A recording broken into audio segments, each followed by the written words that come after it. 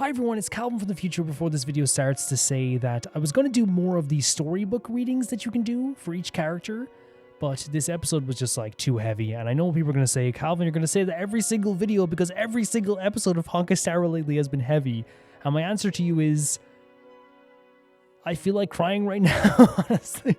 It's so heavy, it's so crazy, but I will get around to it and we won't let it clog up too much. We have 3 more to do, and we'll do those when we can, 100%. Hope you enjoyed the video. Meow. Hello, baby gangsters. This is Calvin, also known as Rover, and this is my first ever playthrough of Honkai Star Rail, and we're playing today as Cypher. Such a great design, such a cool cat. Oh my god, the pose at the end too. Wait, did she yawn after as well? There's a big stretch? Big stretch, big stretch, big stretch.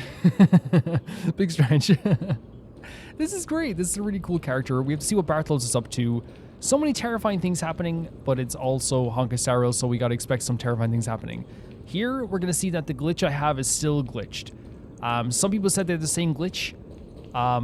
Yeah, it's just something I hope they're gonna be able to fix. I'm gonna report it. But this glitch for the Ornyx stuff, just I don't know what's happening. Was this device designed by priests of Ornyx? Do you think you can handle it? Don't underestimate me, boss. Just find a cozy dry corner and wait for me. This is such an interesting dynamic as well for how Barthol's be like a, like almost like a main player now. Well, not a main player, but like a side character at the very least. Mission accomplished. Now you don't have to worry about your tail getting wet. Oh yeah, because she doesn't like water. Not bad, but just a warning. If this thing fails while we're halfway through the water... Don't worry, trust me. For that sweet 20% cut of the loot, I'll The voice is so fun. So cute. Yeah, so this mechanic here This feels truly magical. When does did not you work pick for up me this trick? fully.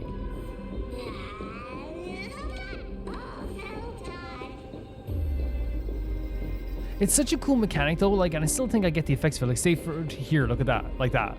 The stairs being broken, apparently that doesn't happen in everyone's playthrough. Being blocked off in some places, apparently that doesn't happen in some people's playthroughs. I'm gonna have to, I'd say, report it to Hoyo. But some people said they have this similar problem. We're So, here. Can we turn off this spotlight now? It's really blinding. oh, it's blinding? No problem. Just use the device over there to shut it off. Yeah. But I'm not gonna harp on it either, you know what I mean? It's something that's happened in my game, there's nothing I can do. There's nothing I can do. You okay, Cypher? Gold coins, gems, and fine leather. It's so refreshing. The treasures in this ancient city are all floating back up thanks to Grey Mystery and that pink squirrel. She's so excited. The pink squirrel. Yeah, it's so, oh, Mem. It's not with Mem. But yeah, like, I don't know what's a glitch and what's not. That's what I'm saying. So I'm not going to harp on it too much, and we're going to keep going. Let's check this out here. Cypher being so excited about this loot is so funny to me. Yes, right here. What are you waiting for? Start digging. And of course, like, to me, again, we know that her, you know, want for money is also a fear of, like, the prophecy coming true. Watch me. Oh, real nice. That's a huge chest. Move over. I want to open it myself. She's very excited. Wow, a massive haul. Unbelievable. It's hard to imagine the kind of luxurious life the people of Styxia once led. Yeah. As expected for a realm of Fagusa's disciples. This entire chest is filled with ornaments made from ocean's tears. Here, take this. See if it suits you. Oh my god, they're like trying on different things? Thanks for the gift, boss. Much appreciated. That's what I'd say, they could have their own like freaking like cartoon or something. Look at the clarity of this purple crystal. It matches my skin tone perfectly. Oh, Cypher, you truly have the most refined taste of Amphoreus. It's just two people saying, yeah, exactly to each other. It's actually like, I don't know, very, very charming. It is very, very charming for some reason.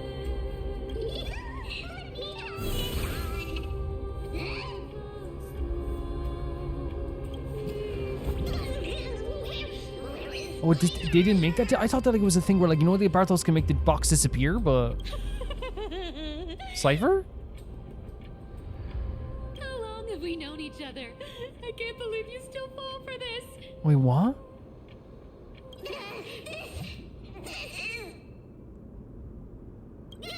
How could I have forgotten about this? Oh, it's true, and a lie becomes reality. Oh...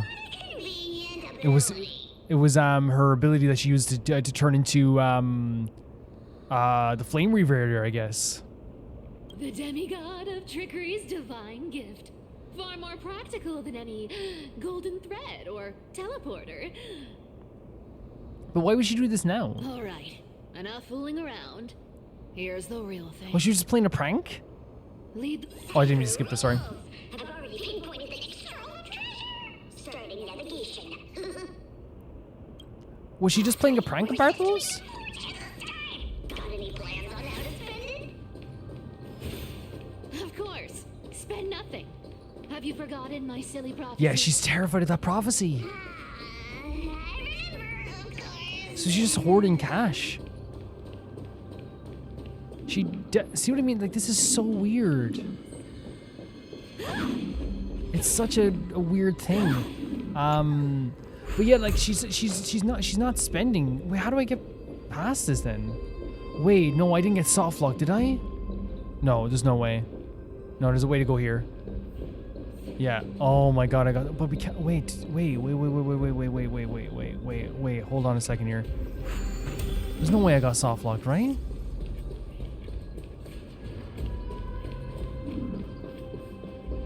There's no way.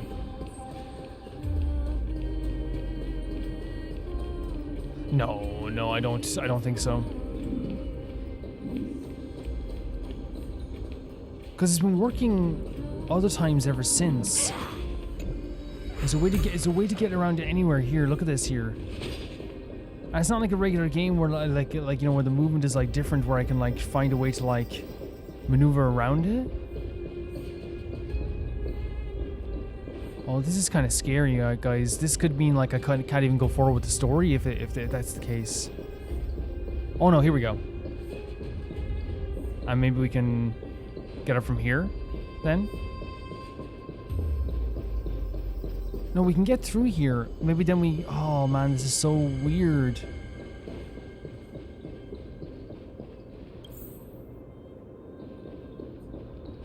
This isn't good at all. The glitch is actively like ruining the story now. I have no idea what's... Because I reinstalled the game. Some people did say they had a similar glitch, but like... That's rough. And there's nothing I can do to stop that. Because we can't go through here either, because that's blocked off.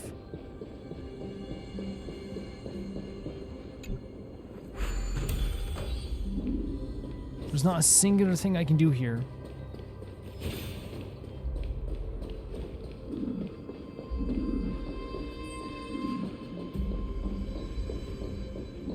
Man, that is not good.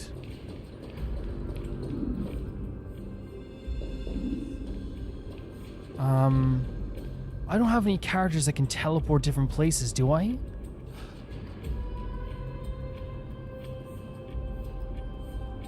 Wait 1 second here. There's no way this is gonna work, but... Hold on just a second here. There's no way this is gonna work. Firefly doesn't have that ability that can do that, right?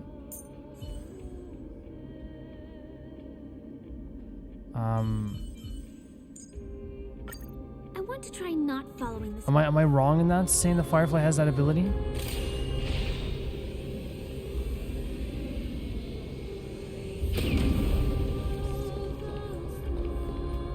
Oh no.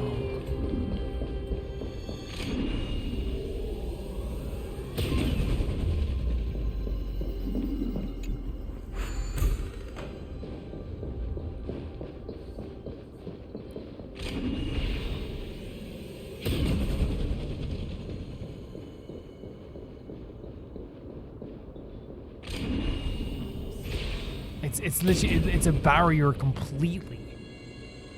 So we wouldn't even be able to use a character to even get up there. Like, I thought maybe we could use Firefly's plunge attack to move it. But it's literally like a full-on barrier. Is there no other way to get back up here? Like, no other way.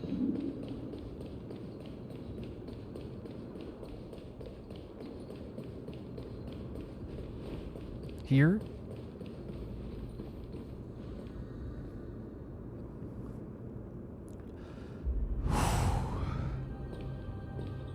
Guys, I just got the biggest heart attack of my life there. I legit thought the game was soft locked because we had to go up those stairs. Thank you, Firefly, for coming on for the journey. I'm gonna have to put up the thing over the screen because we have to go down to Sampo.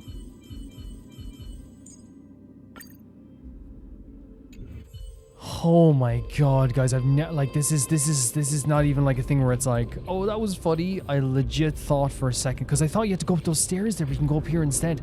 I legit thought that my game had glitched to a point that I was gonna have to wait to play the game until Hoyo just like went in and actually fixed my game on that level. Oh my god, that was terrifying. That was so scary.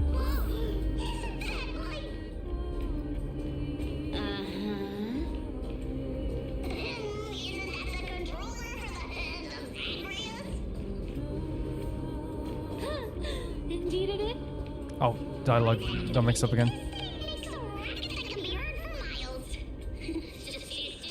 I have to get back in the zone here because like legit there was a second there, guys, where I thought it was like soft locked, and it's not the game. Obviously, well, no, the game is glitched. Like I'm not trying to be like you know, it's not the game's fault. The game is glitched, and I don't know why, but it's one of those things where I didn't know there was an alternative path, and I was so scared because here's the thing, guys. What would have happened? Like, I'm just being honest here. Well, it probably would have taken a bit of time. Maybe like if it took like a week for them to fix it, obviously that'd be different. But it would have been probably a thing where like if they took like a month to fix it. It would be just a month without Honkai Star Rail, and I'd have to like start something else or something, and you know we're getting into the heat of Amphoreus here, you know. Seriously, what was the Titan thinking when they came up with this thing? Hey, if you don't want the trickery to be exposed, you'd better start by keeping your mouth shut. What do you say? Wait, so he said. This thing makes a racket that can be heard for miles. Just too stupid. But then she's saying, hey, don't expose the secrets. So she's saying like, hey, buddy, keep it on the down low. What's the secret? That it makes noise? Absolutely right. I'll be careful with my words.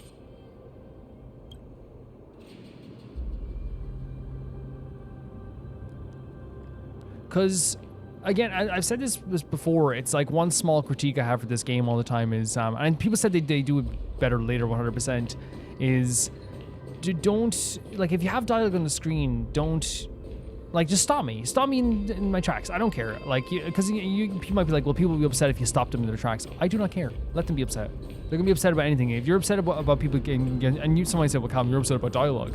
I'm not upset about it. It's just like I'd like to hear the dialogue. And sometimes it's hard to know how far we can go into a certain area before we get stopped off, you know? Sometimes it's hard to know. Man, that was terrifying. My head was like spinning. So is that a glitch in or is it intentional it's like this? Ah, what are you even singing? You're totally out of tune. You sing this song. My guess is that it's not supposed to look like this exactly, right? And there's not supposed to be this gap here. There's supposed to be something else here. But since it's not there, it makes it look like you can just pass through here. So we actually have to go around anyway. In the story, we had to go around this way. But I didn't realize this because there was such a gap here, right? Well, I think it makes sense why I would think that. Okay, let's move on anyway. That was terrifying. That was absolutely terrifying. There's a big guy guarding this place. Okay. Yeah, big and dumb. Just a pure lump of stupidity. And the two of them are just saying yeah exactly to each other over and over again. It's awesome. Look at its face. Oh my, how could something be so ugly? Cypher. Yeah, so ugly. Ugly enough to make even me, a little imp without a digestive system, feel nauseous. If that ugly brute messes up my face, even the stoic Talantin might end up shedding a tear. Cypher of the confidence in her own face. Honestly, like, she's a pretty character, honestly. But I want to make this clear. I've said this before a million times. One of my favorite type of character art traits is when someone calls themselves cute. Love it. Oh my god. When someone says like my cute face, I'm like, I love you. You know, I love it. I don't know what it is. I think it's just so like confident in a very like cute way. You know what I mean? That would be heartbreaking. Clearly running away is a sensible choice. So, how about you take the front? I'll attack from the side. Cypher's always like bubbling, right? Well, not always, but like you can hear here she's like bubbling even with her voice, right? The bubbly voice she has. A rogue nature. Like she's always like almost laughing, right? All the time. That's great comedic timing. Okay, let's try it Cypher then. No one told me that Cypher's moves are a spoiler, but imagine that she's not, so we can just use Cypher. Look at the paw on the boot. The kick is so fun. Stand still. What's this? Did she? Oh my god, the pose as well. The kick into it as well.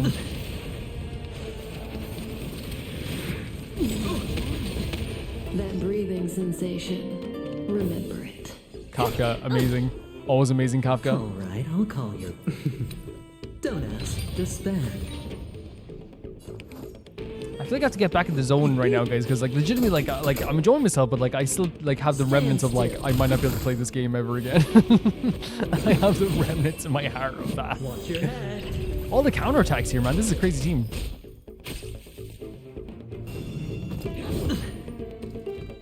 Did Sambo not get a turn yet? Oh no, he did. Did he?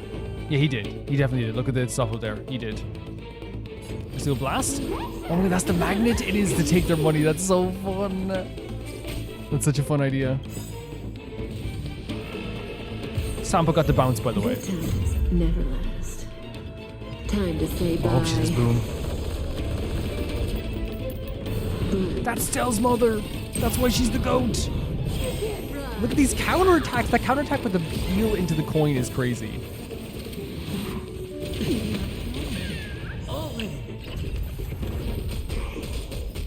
May as well kill them all. Better hedge your bets. Relax.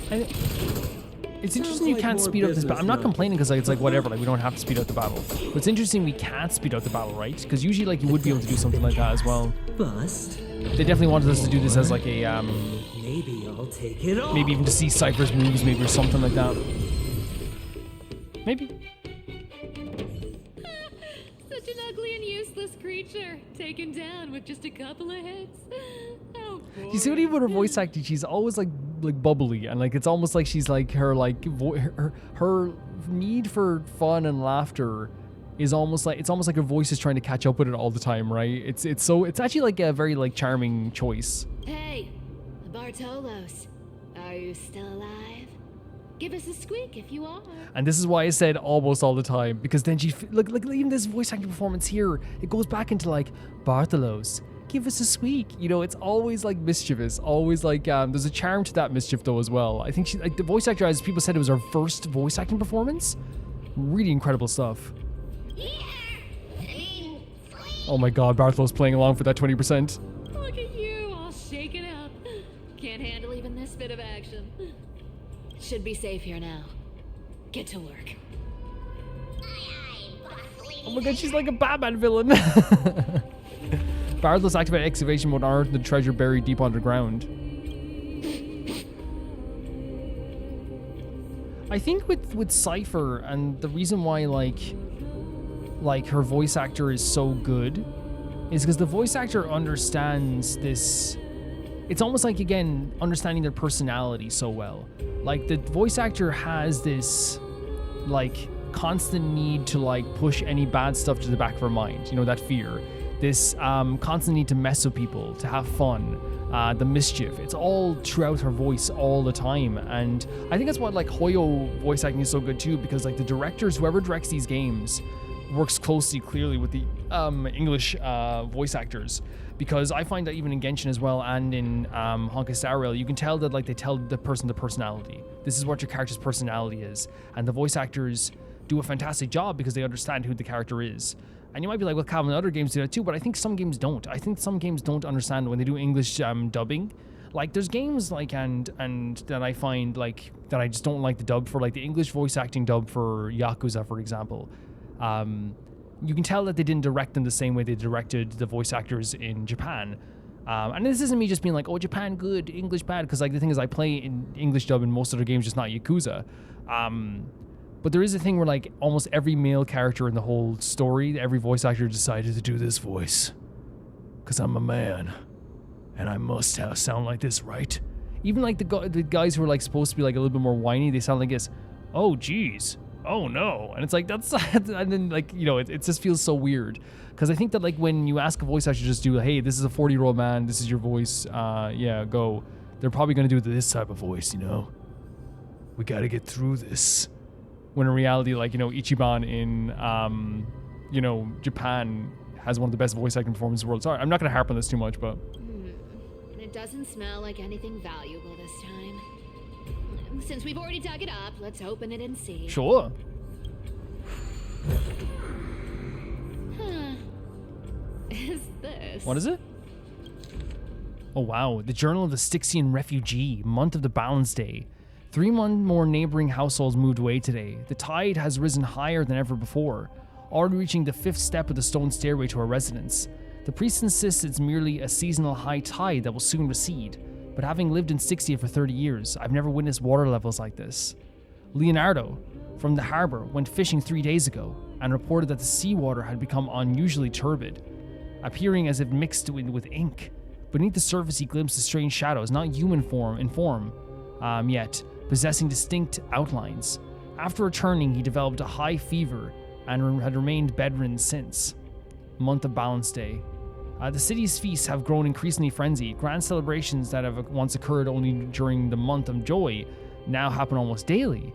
And the Andros family banquet last night, I witnessed 2 normally well-mannered women treading grapes barefoot, emitting strange laughter, and then directly drinking the dirt-laden juice. They claim to be mimicking Fagusa's ritual ceremonies, though I've never heard of such an absurd worship. Geez, so everyone's changed a little bit here? Not a little bit, a lot of it. Prices at the market have risen by 30%. The honey brew merchant reports that the brewing process has become exceptionally difficult lately. The yeast culture is mysteriously rot. Only by distilling seawater collected directly from the harbor can they produce a proper wine. So crops are getting have been getting destroyed as well. Fortunately, Ardoris, that's what they're saying, right? Yeah, they're rotting. Fortunately, Ardoris is clear-minded enough to advise us to minimize our consumption of city's water and wine. Month of everyday something else. Last night, strange music emanated from the harbor. It wasn't produced by any instrument, but seemed to rise from the ocean's depths. That's terrifying. Run.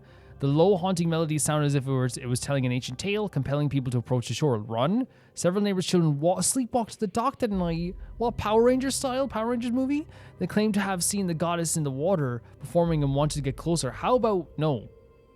The priests have forbidden all forms of musical performance and deployed soldiers to patrol the docks. For some reason, I can shake the feeling that they're acting from fear rather than genuine desire to protect us. Yeah, 100%. That's what it sounds like. It sounds like they're absolutely terrified. And it's more of a thing that they don't want anyone to cause problems for them, I suppose. But the reason I said Power Rangers, like Ivan Ooze, you know, Ivan Ooze style, where you take Ivan Ooze and you become possessed, you know. Month of every day. Today, I met Nora, the cloth merchant at the market. She revealed that the situation in her district is far more dire than we had imagined. The spear water pool in Fagusa's temple suddenly dried up 3 days ago, and despite their best efforts, the priests cannot replenish it. More alarming still, strange cracks have appeared in the wall behind the deity statue, forming patterns or script that no one can decipher. Nora also shared a peculiar rumor. Some claim to have seen in their dreams a woman playing the lyre draped in black veils. Holy hell, that sounds sick. With eyes gleaming like seawater, she allegedly told dreamers that Styxia would soon face a great transformation, and only those who hear her voice would be saved. Some city residents have begun referring to her as the prophetic sea musician, despite the priest's determined efforts to suppress such rumors.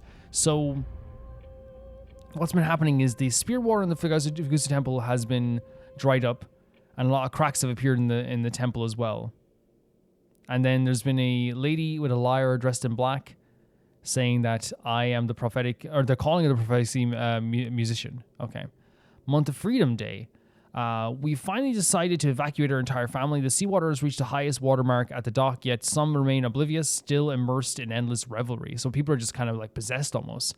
Our family and neighboring Milan household have decided to journey to Akama together. Reportedly, the world-bearing Titan's protection extends there, and the tides of darkness have not yet invaded those lands. So this is the Black Tide, for sure. That's been like affecting people here, right?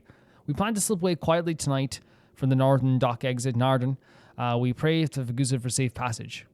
Month of Freedom Day. We've been traveling for 3 days now. Last night, the Milan's family's youngest child suddenly developed a high fever, continuously muttering strange phrases that resembled an ancient ballad. His father decided to take him back to the city for medical treatment, though we all know there's little hope to be found there. That's terrible, man. So at that point, you're thinking the child's gone. The child's done. This morning, looking back at Styxia from the hillside, I was horrified to discover the entire city enveloped in a strange aura.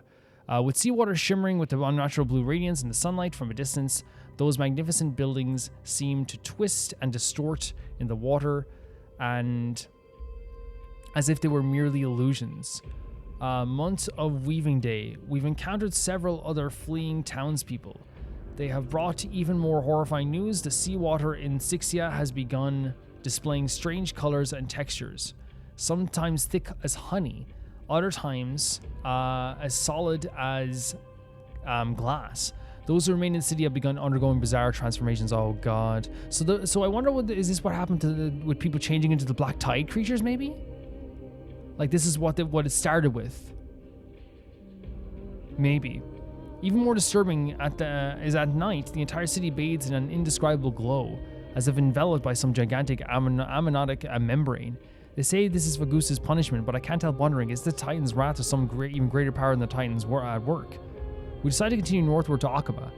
Along the way, we've heard rumors of someone named something who can supposedly appease Vagusa's wrath, but these are merely legends, fabricated by desperate people. We common folk can only rely on our own feet to flee disaster. Just seeing like this progressive disaster, it feels like, with what seems like the Black Tide, and how it's more and more been destroying this place. But they also mentioned like something we didn't hear before, which is the idea of someone playing this lady playing the lyre, right?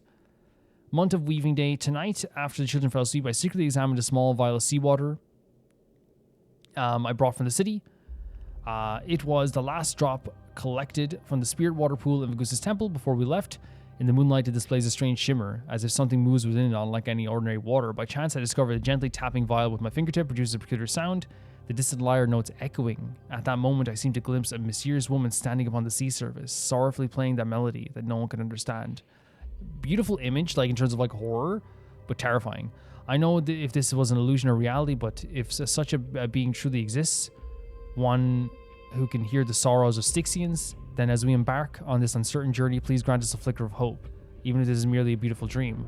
Akama is now in reach. Taking one final glance at back of my homeland, a beautiful scenery of old is nowhere to be seen. Only distorted masses of light and shadows undulating onto the sea, resembling foam heaped by waves before dawn, dissolving one by one, gradually reveal its cold and true nature. This to me sounds like an infection of the Black Tide, maybe. I don't know, maybe if it's not the Black Tide, it's something else. But it's just the way that they, I feel like when this game says something like, where is it here? When they mention, I think they mentioned something to do with the, I don't know where the actual paragraph is. The tides of darkness. To me, like, they wouldn't do that, but unless they're like, they do want to like put you off the scent, but I don't think they would do that by accident. But it seems like they're describing how like this slow infection happened of the city, and it kind of felt as though like, over time, in Styxia, it was like a gradual thing where they started noticing things. Like at first it didn't seem too bad, but then people started acting weird. People were transforming. They were hearing sounds coming from the water. The people who were living in Styxia, the rulers of Styxia, were trying to prevent everyone from going too far into this idea of this lady with the lyre. But it seemed like they saw her as a savior rather than anything else. But it very much seems like it is the gradual degradation of Styxia. It's showing like what happened here and how the horrors that were taking place here. Do you think it's the Black Tide, or maybe it's like a corruption of the river of, but that the river isn't literally a river, is it? You know what I mean? Ooh, Probably, hopefully. Hopefully. Probably not. I've never seen or heard of anyone from Styxia and Aglaea. Oh, that's true. This refugee didn't make it. And that's one interesting way to put it. It's like, yeah, we don't know any Styxians who were in, apart from Casterus. At least Dolos still has me left. Guess this city wasn't so I lucky. guess Dolos still has there's me left? It does seem unfair, doesn't it? Just because they were born in the wrong place, they had to face such devastation. 100%. Meanwhile, those in Akama, simply because they're supported by the world-bearing Titan, continue to survive. And that's what, like, again, Stell was trying to say. That's what all these characters trying to say. Like, it's like, it came for them. One day it comes for you. And like, it is. I'm so glad the Cypher's saying this, because it is like a luck-based thing. You were born in the wrong place. You didn't do anything wrong. You were born in the wrong place. It's not fair. It's not. Of course it's not. Speaking of the world-bearing Titan, Cypher, didn't you tell me once you used to be an apprentice at Kephal's Priest? An apprentice? Did I? You don't remember saying it? Yeah, you definitely told me, and I remember it clearly. Maybe it's been so long your memory's gotten a little fuzzy. Oh, right. I did tell you. It wasn't a big deal. I just snuck in with a bunch of mumbling priests and watched them do their spooky rituals around some glowing rock. Honestly, I was only interested in the wallets of the old grandpas on the council back then. Don't remember much else. It's been what? Nearly 1,000 years? Oh, I see. But you in a priest robe? Now that's hard to picture. Honestly, I think his outfit's so iconic at this point as well. It became like instantly iconic with this. Who asked you to picture that? Besides, priest robes from 1,000 years ago were nothing like the ones today. Right. I didn't think about that. I was just curious if you ever overheard anything interesting from those priests. How ridiculous. Come on, let's head to the next spot. Honestly, like, it's interesting. She talked about Dolos and how Dolos still has her.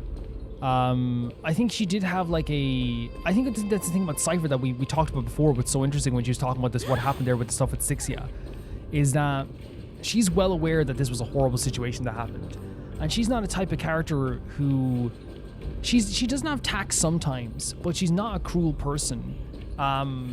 We saw that with Casterus. She wanted Casterus to live her life, to be happy with her life. And she's also upset here, as we all would be, at the idea of the people of Styxia getting in trouble here and having a hard time. Mostly just because, and this is like legit the truth, and it's so difficult to think about, the people of Styxia, like, were in such a tough situation because they were born in the wrong place. And that's what it is. It's like if you were born in somewhere different, if they were born in Akama, they would have survived. It's not lost on her. I think she's always gonna be the playful character that we know she is, but I think she has way more like spiritualness than we even know inside of her. And not even inside of her, like, I think the fact that she not only like cares about the world around her and thinks about the world in that way, in a very like emotionally intelligent way, I think it's also the case of her, like, her fear, the fear that she has of the prophecy. She is a character that has more depth than just like, oh, she likes stealing things, she's very funny, like it's which is grand too. Like, that part is really adorable and cute as well. I love that. But people probably wouldn't describe Cypher as adorable cute. I think she's adorable. I think she's cute. I think she's really adorable. But yeah, like, she's such a character that has like a surprising amount of depth when you dwell deeper into who she is, in my opinion. I think she's really fantastic in that sense. But yeah, the story of Styxia, absolutely horrible. And when it comes to reading notes like that, because someone might say, well, Calvin, you don't like the note. That note was long. It was very long. It was very, very long. But if the story is like a non-optional thing that we read on this path or the note, I don't mind reading those 100%. My problem with reading notes all the time is that, like, I wish they were just like a tiny bit shorter, the optional ones. That's all. I just wish they were a tiny bit shorter. Meow. This place is such a great ambiance to it, as always. roadblock come from? I love that they made you take 2 steps out of a cutscene to just go to this part. You know what I mean? So Not a cutscene, but you know what I mean. The treasure is right in front of us. Oh dear, we're stuck here. But I have a plan. Oh my god, they're so funny together. I actually like their like dynamic, because again, it is 2 people going, yeah, exactly, to be honest. But they're just very like hungry for this treasure together. But it reminds me of those 2 friends who like, you're like, don't leave them alone. Don't let them. Don't leave them. They're like, hey, me and Jack can go get the supplies for the party if you want.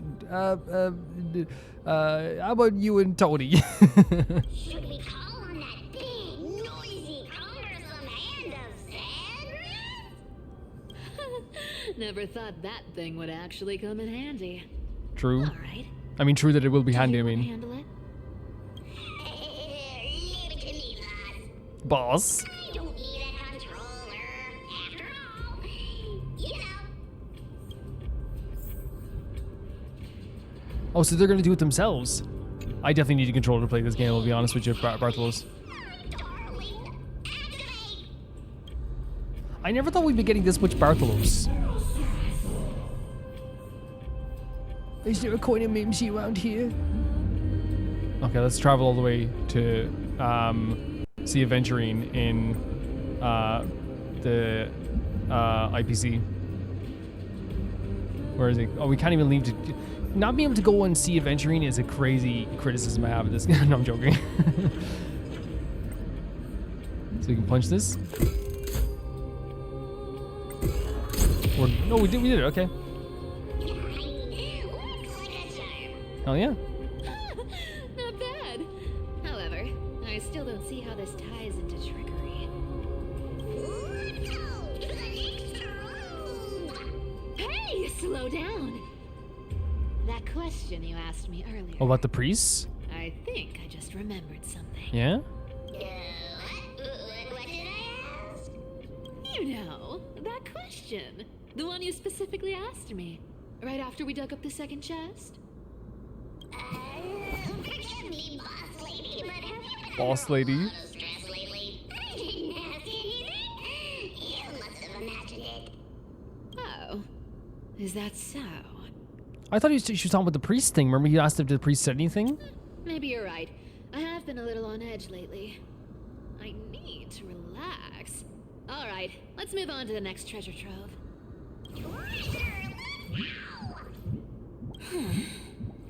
So Cypher's like a little bit in her own head here, right? A little bit. As you can see, even there, like she's like, you know, questioning her own self now. In my chest, how this core flame Oh. is the best. When it comes to singing, I still sound better than you, boss. No, not at all. Sorry, Bartholos. Beyond all time and space, on the journey of flame chase. She said, this is why I like Cypher. Not only calling herself cute, but when someone says she's a bad singer, she goes even more off key and gets louder. I love it. How can you not love her? This scent feels like something incredible is buried here. Oh yeah? Incredible indeed. If even boss lady said so, I'd be excited. Do I need to give instructions here? Get digging. She's just like a Spider-Man or a Batman villain right now. It's so fun. Like, get to it. Dig it up. Yes, boss. Oh, it's a puzzle. I'm not great at these puzzles. Isn't this a golden scapegoat? Interesting. Looks like whoever buried this treasure wanted to play a little game with us. We'll get treasure at this, but I'm just being honest, I'm terrible at these games. Isn't there a myth about this thing? Those who feared fire became sheep. Those who did not became human. Sheep, humans, whatever. All I know is unlocking this gets us treasure. Here. This honor's all yours. Puzzles and tricks are right up my alley. Just leave it all alone me. So are we gonna do this? Are we gonna have to do this ourselves? Because again, as I said, I'm not great at these things. I'm not great at these things at all. But we'll try our best. Oh, it's only 4? This shouldn't be too bad, right? This seems like it's a way easier one, right?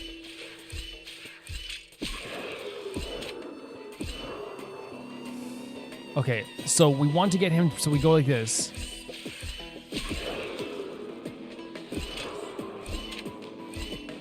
No, wrong thing again. We want him to press on this button. So the best thing we can do is, because he'll go here, right? Then he'll go here. Then if we go like this. Yes, lovely. Yeah, they made the main story one a lot easier than the ones I usually do that are not very good with. I mean, claim the treasure. Told you, nothing can stop me. You okay, Cypher? It's your turn now. She's in her own head. She's definitely in her own head, which you know she's already being very introspective. She's so pretty here. I mean, she's always a pretty character, but you know what I mean? But yeah, she's very in her own head. You can see it in her eyes. And I know, like, already we know she has that fear of the prophecy and stuff like that too, so she's always, like, very introspective in that sense. Stop. Stay there. And don't turn around. What? What? Did you just turn around? I told you. Don't move. What's happening? What? Cypher, what are we doing? Oh, it was a beetle? Barthel's always actually cute. Quiet. Don't say anything unnecessary. What is happening? That seamstress. She's listening. Wait, Aglaea's listening in on you? Boss, do you mean? We know that in the last moment she mentioned Cyphera, right? She mentioned Cyphera, like in the last moment we saw Aglaea. Stay put and keep quiet. I'll handle her. Whoa, whoa. Seamstress. Getting sneaky, aren't we? Did you think I wouldn't notice your little spies lurking around me? And we know Aglaea's in trouble right now. As time passes, I find myself leaning more and more on blind luck. So we can actually hear, and this is, by the way, as time passes, lean more on blind luck. Again, it leads into the idea of, like, things falling apart for Aglaea, right? With only the power of this little nymph, naturally I couldn't slip past your sharp eyes, Cyphera.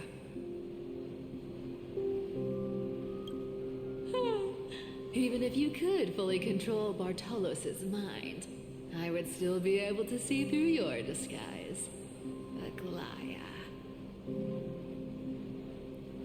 What's about to happen? I'm so worried because what we know what's happened with Aglaea, right? I'm so worried about where this is going to lead to. You've gone to such lengths to spy on my every move. What exactly are you after? I've told you before, you don't need me to succeed. Why don't you just let this go? I'm so nervous. I already made I know why we're an exception and nervous. got involved with Castor as a gray mystery. Asking for more now. Isn't that pushing your Oh, luck please a listen bit to her. too far? Please listen to what she has to say.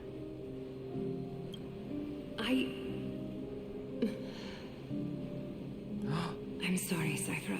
Whoa. I've plotted and schemed my whole life.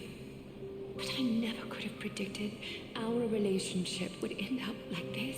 And she's known her since she was a kid.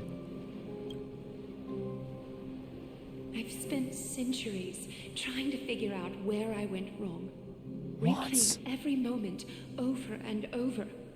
But you've never given me a chance to explain myself face to face.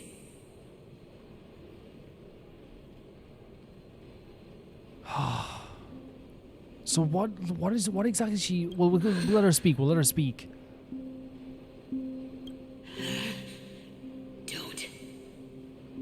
Don't talk to me like that. Cypher. You know I can't take it. The shakiness of her voice here. It sounds like she like the way that she's talking here, the way Aglaea's talking here. I've plotted and schemed my whole life, but never predicted where our relation would end up like. I've spent centuries trying to figure out where it went wrong. We're playing every moment over and over, but you've never given me a chance to explain myself face to face. So something happened with her and Cypher. Their connection is deeper than we think. Something happened here. And it sounds like this almost sounds like someone who knows their time is coming. 1,000 years ago, out of foolishness, I let my silence steal away the most beautiful sound I'd ever known. What?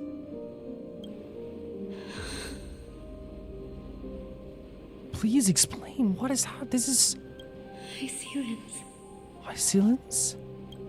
So this time, I must say this to you, even if it's all in vain. I need you, Cyphera. Oh my god. The Chrysos Heir's mission needs you. And it's very rare for Aglaea to be this emotionally open, right? Usually she likes to hold her cards close to her chest, even with people she loves, because she knows that she has to have that upper hand sometimes. But she's begging here. The finale I've delayed for far too long. Stop! It's finally here. Whatever resentment you still hold against me will fade once I'm gone. No, man. Please, come back to Akama. I'm begging you. Without you, they don't stand a chance. And of course she has that fear, Cypher's the fear of the prophecy. She mentioned Hycelins. 1,000 years ago, it feels she let my silence steal away the most beautiful sound I've ever known. When I think of someone saying they let silence steal something away, it means you didn't speak up. Right? It means for something you didn't speak up. I wonder that something happened to Cypher where Aglaea didn't speak up. Because if you're saying let my silence, that means you didn't say something. It could be either she didn't speak up for Cypher, or Cypher was looking for something in terms of like a maybe a mother relationship or something like that, and she just wouldn't open up either. Silence means you're not speaking, obviously, you know. So, but then they mention Hycelins. Hycelins. Really tense scene here. I'll think about it, seamstress. But stop watching me. Unless you want to lose me for good. Oh my god, she's laying down kind of an idea where it's like, hey, like, yeah, maybe, but like, please stop this. Because she was playful at the start, but now, like, as this whole thing became much more serious, it turned into, don't do this again. Don't worry. As much as I'd love to hear your voice again, to see your Aglaea, don't say it. face, it seems that chance No. will never come. Goodbye, Cyphera. What the hell? Cypher, you must know what's happening now, right? You must know what's happening now. Not that it's your responsibility. I'm not trying to say that, because clearly something happened here that hurt you. So Cypher had a feeling as well that she was fading too? What the hell just happened? Ah, what a shame. I thought there'd be some real treasure under that goat's head. Because the way Cypher, like, said goodbye to Aglaea, it's like almost she knew that, like, she was fading. It's almost like she knew her spirit was thin. But the way Aglaea said to her, it's like, I let my silence speak, take away the most beautiful sound. Hycelins. To me, when I think of silence, I think not speaking up or not communicating emotionally. Turns out, everything in that chest was soaked in water from the River of Souls. Nothing valuable left. And look, her tones changed completely as well. I know we'll probably get more of an explanation as well between Cypher and Castor's, not Castor's, sorry, and Aglaea's life, but... Those relics were once priceless. But time has eroded away all that they once were. Aw, hearing that from you makes it sound so sad. Wait, why am I getting all sentimental? I haven't even processed what just happened. That horrible woman. What did she... I'd like to process it too, if I'm being honest, but she's not a horrible woman. Oh! If you see her, let her know this.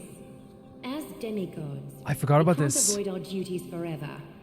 He literally sent Bartholos to find Cypher. Could it have been back then when... She knew. Oh my god, that's so amazing. Aglaea knew at some point Bartholos would find Cypher, and so she put the frickin' beetle on his back. Do you remember now?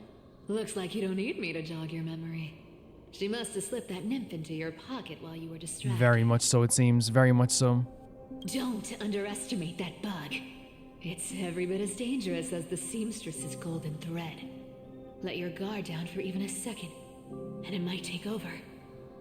Make you spill secrets you'd never share otherwise. That's like some brainwashing monster straight out of the black eye. I mean, Aglaea's power is terrifying. You know, they don't make any mistake about it.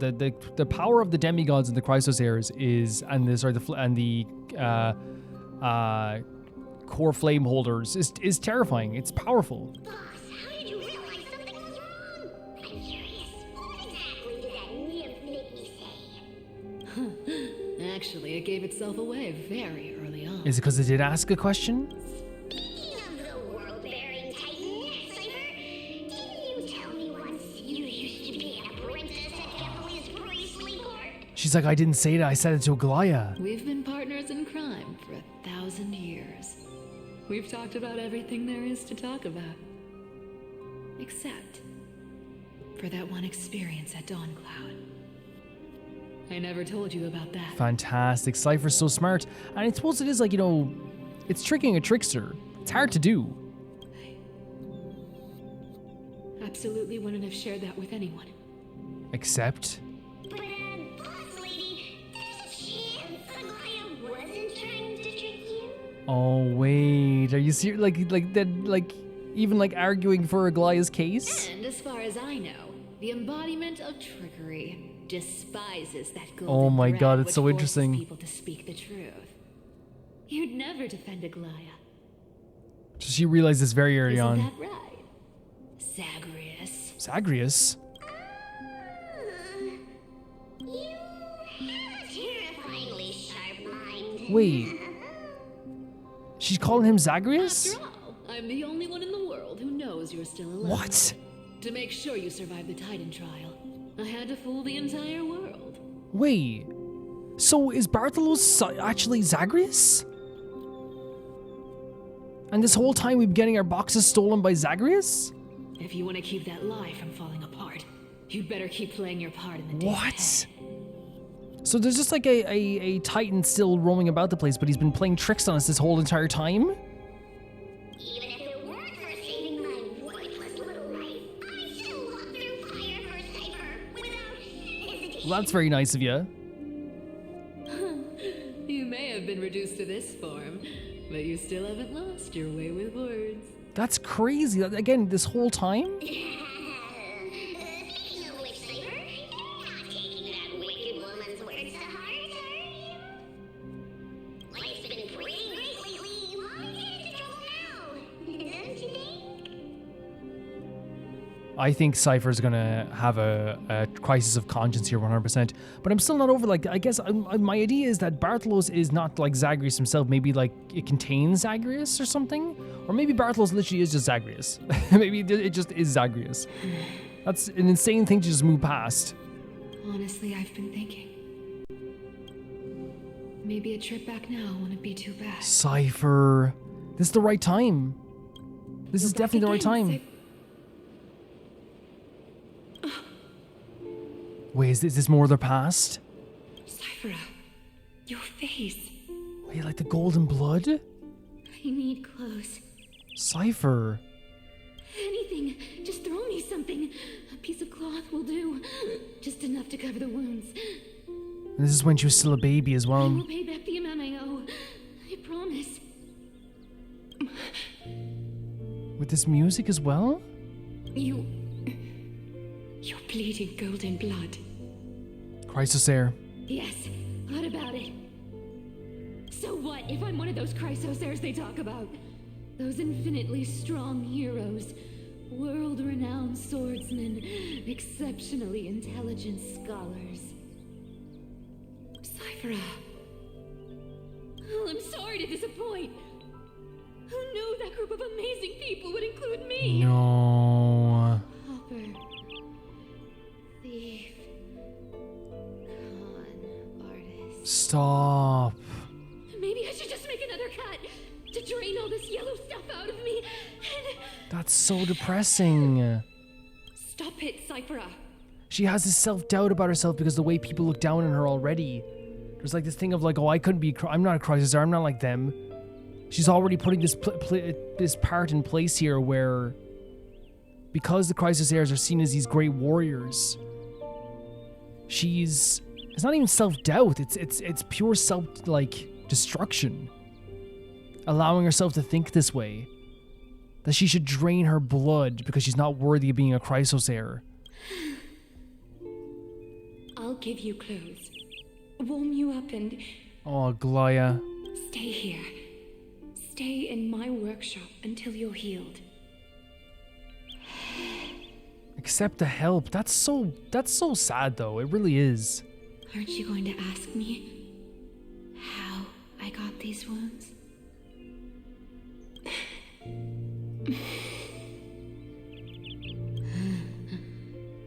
Right. What's the use?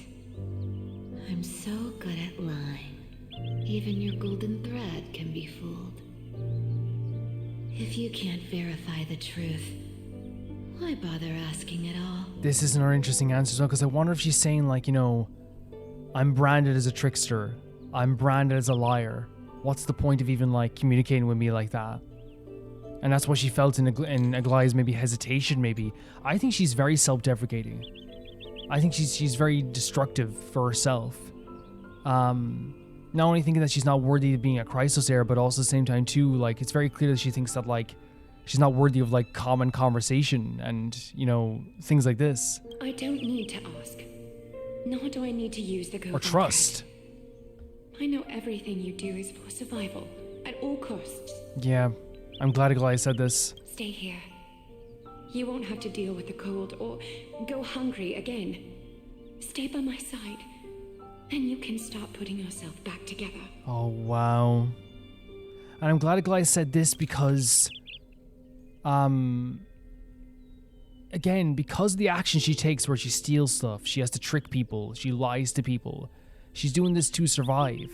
But because of that, now the world looks down on her, and now she looks down on herself. She sees herself as less than because of it. But Aglaea saying this is just so important to me. I know what you do is for survival at all costs, right? It's not saying like what you do is like an amazing thing to do. It's saying there's a reason behind it. And now giving her a place to stay by my side, put yourself back together.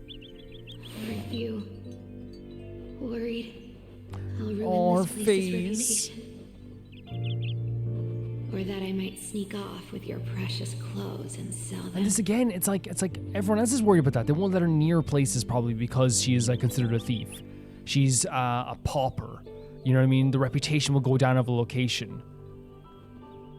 I wouldn't have invited you if I were worried about those things. You're weird, seamstress. You know, they say a child who often lies remains a liar for life. I've tried not to become a Oh liar, man, what? but honestly, it's just too hard. Cypher. I'm close to giving up. Like she's tried to like tell the truth. She's tried to like go away from this life of trickery. What makes you think I won't disappoint Oh you? dear lord, man, this is heavy. This is so freaking heavy. This is a child standing before what I believe now is probably became her mother figure in some ways. Because I can feel it. Not with the power of a demigod, but with the heart that beats in my chest. You love this place. What happened to make the relationship so sour, I wonder? That's why you keep coming by, but also why you hesitate to stay longer. You worry you'll tarnish the gold weaver name. Yeah, man. Holy hell. So there is elements of that where, yeah, as they're saying, like, there is, like, a, like... I don't want to, like... Again, her perception of herself is that I will make this place look worse. I will make this place seem worse than it is. Because of the way people treat her. Because of the way people look down on her. I imagine it happens all the time when she tries to go to a different location or goes to a shop or tries to get some food or tries to get anything. Which is why you have to trick. Which is why you have to steal. If people won't give you a chance, what can you do? After taking over Nestia's divine authority, I became used to letting the golden thread distinguish sincerity from falsehood. However, the mission I need to complete requires me to learn to trust and rely on my heart. Heck yeah. Cyphera, you're an honest thing I've given to this world. And also a challenge the world has given to me. You're an honest thing I've given to this world? But you're saying a challenge is like, you know, taking care of a child who doesn't think they deserve to be taken care of. Stay here with me. Oh. You have a beautiful face. Aglaea. That deserves better than to be covered in scars and grime. That's so adorable, Aglaea. Oh my god. That's such a lovely thing to say. You've got a way of talking that's hard to follow. All right, let's make it a deal. You have 1 day to change your mind. Once the action hour passes, there's no turning back. And still, she's even leaving an avenue for her to leave, right? So if things get tough, I will leave, you know? And we're back to Stell's, which means probably we're going back to see what's happening with all the cleaners. Oh my god, we're here still? Nothing's happened? Black. Remember Don Hong said, like, call Lygus, but not for me? Guys, that scene with Castrus, sorry, not I even saying Castrus, the scene with Aglaea and Cypher to me is so impactful. Because to me, it was like a resistance that comes from years of pain. It's almost like reminds me, and I know it's not the same thing, by the way. I'm saying, like, have you ever met someone that likes someone else, like, romantically, and they kind of go like, yeah, but I don't want to annoy them. It's like, what are you talking about? It's like, oh, I know I'll probably like end up like upsetting them. Why are you just saying this now? There's like this feeling of like I know that at some point I'm going to upset this person. I know at some point I'm going to make this person feel bad. So they preemptively try to protect their own heart and the person's heart in front of them so they don't disappoint this person. So the resistance there is this golden blood is pouring down from Cypher's face. It's a reminder that she isn't, in her view, in her own mind, this powerful warrior. She isn't this grand, character in terms of like, who everyone respects and adores. She is, to a lot of people, a thief, a trickster, a pauper is what some people see her as. She's roaming about the place, stealing stuff and doing all these things, which again, like, I support her stealing things again, especially like to survive. And the doubts about herself and who she is led her to resist Aglaea's help for a couple of reasons, in my opinion. First, the reason is plain as day. She didn't want to make Cypher disappointed, and she didn't want to make Aglaea disappointed and then also ruin the Aglaea shop. Oh, you sure you don't mind having me here when I bring that reputation? That's a very upsetting thing to think about. That someone has been looked down upon so much that they don't believe that the worry of staying in a shop and having their wounds tend to. They just wanted to get some clothes and leave. This harsh life that they went through, they believed that that was the life for them. So when they saw the blood spewing down from their face, the golden blood, and they said they wanted to drain all of that, to me that is them reminded of the fact that they're perceived in one way, so they start to believe they're that thing, that pauper, that thief, that all this stuff. And it becomes this thing where they have such a negative view of themselves that any positives that can come their way, they almost like shield from it because they think it might turn into another negative again. This idea of like, I have this golden blood, right? It's a reminder that they are looked down upon, that they aren't this big hero, that they aren't this like heroic character. Why do I have this golden blood when I'm looked down upon and people call me a pauper, people call me a thief, and I look down on myself? And Aglaea offering this place to stay, right, is not only trust, but it's a beautiful thing to be like, not only say like, hey, your face is so pretty. I want to make sure that it doesn't have grime on it anymore, right? it is a showcase of a hand reaching out, and then when Cypher slaps the hand away going, I don't need help, Aglaea reaches the hand out again, and Cypher grabs it and goes, but only loosely, and says, but I'll give you 1 day to change your mind, because she's still resisting it because of how she's been treated.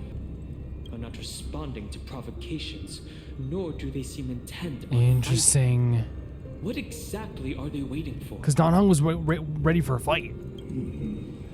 Pressure, fear, planting seeds of anxiety. Wait, really? It seems this is the strategy they've chosen. They're just trying to make us anxious? An organization that sees it as their mission to eradicate the Chrysosairs. I've read some chilling accounts. Stories of the cleaners using alchemical arts to implant fragments of memories into their successors, ensuring both identity and hatred live on. That is brutal. To make sure the hatred of the Chrysosairs lives on, they've been planting memories of hatred into the other cleaners. That is insane. From what I know, these stories are true. The kindness we know today, strictly speaking, is the 27th. What? kindness. What? She's the what? We're just dropping this? Objectively, the rise of the cleaners was both inevitable and necessary. Yet their ruthless and twisted methods earned them nothing but disdain and condemnation from history. Are you serious? That's I wonder why. That is disgusting, the idea of implanting hatred into people's brains. A 27th kindness? And still they endure. An organization persisting through time, now working tirelessly to obstruct the flame chase. Are they truly so terrified of the Aeronova the Chrysosairs strive for? Even in these crumbling end times, there are always those who find ways to profit from the chaos. To ask the vested interests to abandon their status, wealth, and ambitions in this world for a distant ideal may be no easier than creating a miracle. This is creating some anxiety though, man. Just watching them stand there menacingly. I wonder where she is now. If they're targeting me, she definitely won't escape their notice either. So smart, Danon. I hope all is well. He's so smart. Kratos? Lord Kratos? So he knew something was up. There you are, Lord Dunhog. We couldn't reach you on the teleslate, so the Holy City Guard almost assumed you two had met some terrible fate. The way that I've chills, the way that they are building the tension and the fear in this whole situation, it almost feels like that part in the movie, you know, when the secret organization finally makes their move and they come out of the shadows and they assassinate everyone and it's freaking insane. Like, it really feels like, again, everyone's panicking, as you would. They thought Stell and Dan Heng probably died. You pests crawling in the shadows, back off. Oh, Kratos. Your plot ends here. Kratos has really, like, upped his reputation with me a lot. 100%. You played your hand. Run while you still can. It might be your only chance to survive. Stay away from Akama forever. Kratos. If you set foot there again, the fury of its people will tear you apart. Kratos. How did he go from, like, my least favorite character to being like, yeah, like me saying hell yeah to Kratos like this? Like, honestly, like, really, really, like, impressive. Like, because, like, the thing is, like, I was so down on him. But it sounds like he's truly stepping up. He's truly accepting that this is his home now. Because Aglaea is dead. And in the eyes of the Holy City citizens, her blood is on your hands. Wait, what? Just, it happened like that? What are you talking about? Wait, what are you... This is where Finon and Stella are, right? They got busted up. He said Aglaea's just dead. She's gone? Off camera? He also said, like, the blood of her is on your hands. So, like, in the eyes of the city, the cleaners are, like, done. Looks like she was wrong about Who was wrong? Kindness? She? Are you talking about the mastermind behind all Are we talking this? about kindness? Well, she thought you were weak. She believed that even when you were facing the evil that you claimed to oppose, you'd hesitate to strike. No, and this is what we noticed last time. Finon went straight to I'll rip out your tongue. Misinterpreting mercy for weakness shows how arrogant and foolish your master is. That's it. That's it. There's no weak aspects about these characters. They have had to, over and over again, time and time again, had to be the ones that that take the high road. But that doesn't mean they're weak. They're still alive. With proper care, they'll pull through in a few days. I don't care about them really. Jesus Christ, we'll actually kind of do like whatever they're doing to experiment on these people with that stuff. The memory stuff is horrible. I must warn you. I haven't fought a human in ages. Jesus. I can't guarantee I'll always be able to hold back. They're lucky they're still alive. And that's the thing though. It's like fine on saying this is like we're used to fighting like what? Black Tide soldiers, Titankin. He could absolutely destroy these people. If you feel as lucky as they are, try me. I love it. I love him. I love him saying this. Bro, you sound so cool. Oh my god. Seriously upset. No, I love it. I love it to death because we've seen remnants of him being aggressive before. There's no time to be merciful right now. There's no time to be the crisis heirs that are trying to put their best foot forward so people will trust them. This is them dealing with a dire situation. Aglaea is apparently dead. Get out of here. Don't show your face around us again. If your master wants to stop the flame chase journey, His beating heart. she better bring an army that makes Kremnos at its peak look like child's play. Dear Lord, Finon. I've said it more than once, Lord Finan. We're not here to start a fight. If you show up like this, you started a fight. We came only to ensure you weren't. Oh my god, that's what they did with Don Hong as well. That's what they're doing with Don Hong as well. They're trying to make sure they weren't around Aglaea. They were trying to make sure Aglaea was alone. While you were unaware, we already accomplished our Oh mission. my god. By time. No, that's what they were doing. So, Lord Finan, until next time.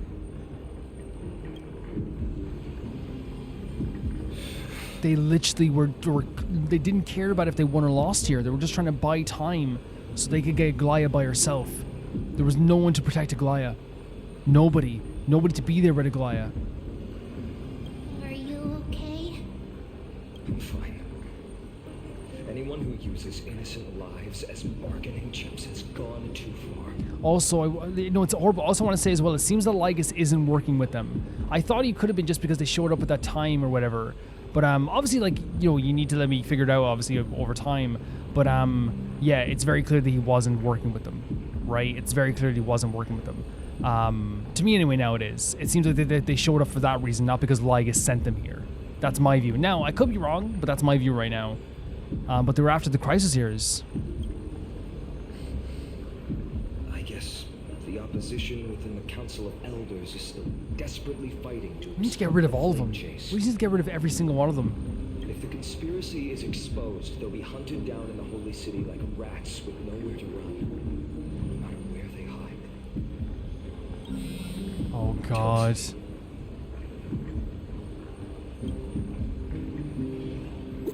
Who is it? It's a group chat. Global announcement. Due to force majeure, the world's wound web operations will temporarily suspended. Please say count. Wait, what? What's going on? What? They're suspending the whitelist protocol? Local guard threat enabled for emergency internal communication only. Lady Goldweaver. Oh my god, the way they're saying this. I know it's hard to believe, but on my way. Oh my freaking god, guys. The way they set this up, the way they're doing this. A public announcement. Hyacinth knows it's true. Don Hong's on his way. The pit of my stomach has a pit in it right now.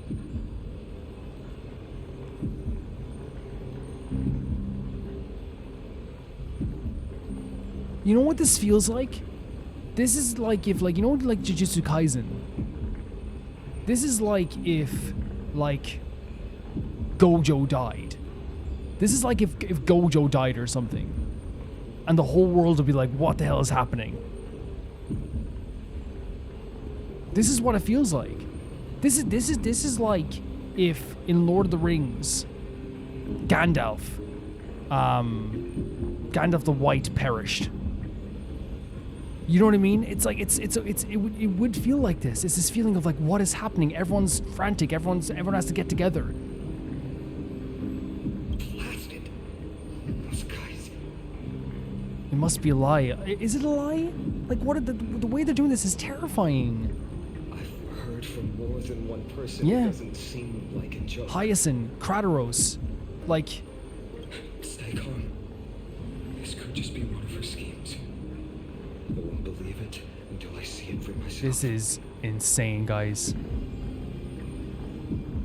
Like, it's hard for me to even, like, right now, because my stomach is in such a pit and my head feels like it's spinning, to express how well, like, how terrifying they presented this. And I can say well done, but, like, it's so well done because it's, like, terrifying, you know? This feels exactly like the appropriate moment that would happen if Aglaea did, or if they thought she died. I'm saying thought because we're still there seems like there's a bit of hope here for these characters here. They're being like, oh, let's see it for real, right? But if there was something like this where Aglaea died, it would feel like the whole world stopped. It would feel like everyone's like, what just happened? An emergency, you know? Fine. You get what I'm What should saying? we do now? Stay on course. I'll contact Treeby and ask her to keep the citizens calm. Hurry back to Akama as fast as possible and assess the situation in the city. If we run into any enemies along the way... You can tell he's nervous as heck. You can tell his heart is beating. You can tell his throat is closing up. Like, you know, he's still trying to be the heroic Finon because he knows what happens now. Who takes over? Finon. Finon takes over. I won't be merciful this Oh time. my, there he is. Look again. No, I agree. I'm sorry. There is no world in this. There's no fathomable thing in this world that would keep me or stop me from letting Finon just freaking execute kindness right there in the spot. Right there in the freaking spot. I don't care. No way. Is she communicating with everybody in this music? What the hell? You're forging a sword for Finon, aren't you? What are we doing, Honkai? I haven't seen you wield the hammer in so long. I couldn't help but be entranced by the sight. You, Aglaea. Yeah. Man, this is starting to really like hit my heart. In this form, you come to me. It means That's right. At this moment, my physical Oh. form is already shattered. My journey as a human in this world has come to an end. So they literally killed her. They killed her.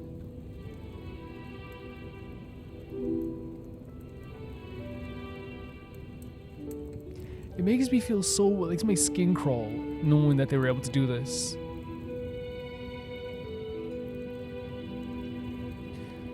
It makes my heart ache as well. Yeah, there's nothing in this world that would stop me if Finon wanted to actually just execute kindness right there on the spot. If anyone stops him, I swear to God. It's time to fulfill our pact. Pact? of course. The pact. This I haven't forgotten. stunning music. The thing I entrusted to you. Do you still have it? Far too plain this vessel is. Not worthy of you. Do you still insist? I insist.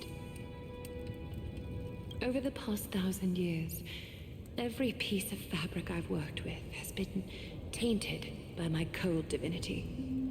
It's made me hate their colors, texture, and scent. Wait, so she's hated the fabric she's made? And what he's making now as a vessel? This is one of those times, guys, where like I was like a little bit like my heart was a little bit shaking. So like I was kind of I was like, it didn't dawn on me, right? I'm sorry for that. Like it was just like a vessel because I heard the word vessel. I was like, wait, vessel, and I kept going, but my mind was so elsewhere because this is such a, I don't know. My head is spinning from it, man. So she's trying to get a vessel maybe to stay in as well. This ornament stands apart. It was a gift from a child. Wait, the knuckle bone? She was pure and kind. I often wished my childhood could have been like hers. How to say goodbye to everyone. Oh my. Have you already planned? I hope Kindness suffers. Suffers. And this music is so, like, melancholic and beautiful, and it does feel like a goodbye. You know, it feels like the song could be described as the feeling of a goodbye. I'm afraid there's no such detailed plan this time.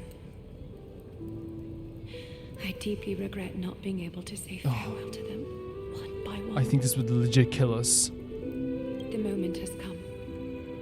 My departure will give them one less thing to worry about. Why would you say that? This parting gift should help ease the regret of such a sudden goodbye.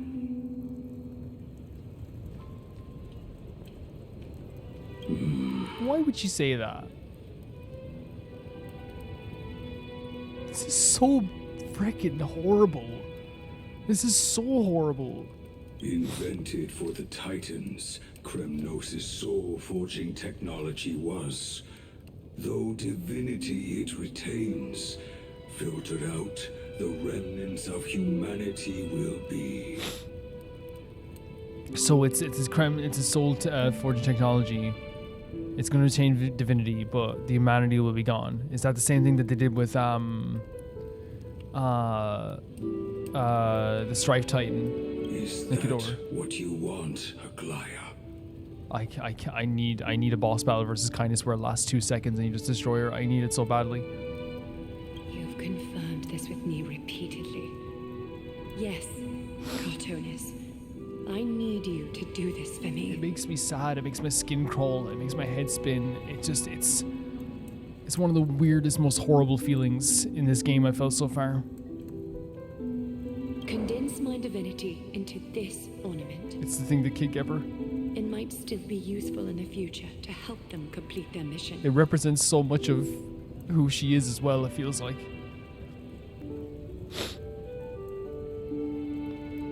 Selfless until the end.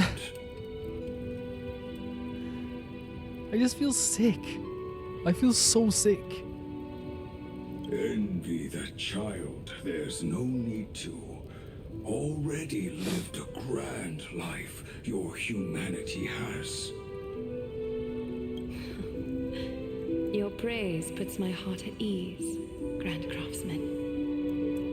Now, please, take me through the last tempering that fate has to offer. I think honestly, like it's both equally like good and more sad that she's not going to get to have the goodbye with everyone.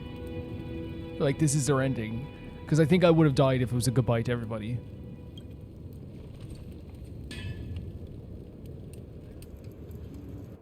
You understand what I'm saying? Like most like deaths make me so sad. And the city is silent. And tension is building with every Yeah, passing that's what this feels like. It's a death that's so different to all the others, because obviously we're so heartbroken by the goodbyes that we've had in this game. But Aglaea was a pillar. She was a support pillar for all these characters. She was a beacon. And obviously it's going to create tension in the city, but also like it's just you know what's so weird for me? Like I'm sad, but like it's also anger, because I keep thinking about Kindness and how she got so close, and they must have just killed her. They must just killed her with their weapons then and there. But how could they do that though? How could they face up against a guy? They mustn't. Like, how could you physically kill her? Did she just let herself pass on? Is that what happened? The news is probably spread by now. Every household is locked up tight. And all the market stalls have closed down temporarily. She really was taken by the cleaners. Something about this feels like a scheme. I can't imagine how she could have. That's the question I'm asking. By a handful of assassins. Did she just accept her fate? Did she accept that? Because she was talking about how like she feels like she's only holding on to a small amount of herself, right? Did she just accept her fate? Unless it's all a part of her plan. I don't know, Finon, but it just makes me sick. It makes me so sick. If this is all part of a larger plan, Treeby must know something. She just couldn't say it in the message. Let's go find her.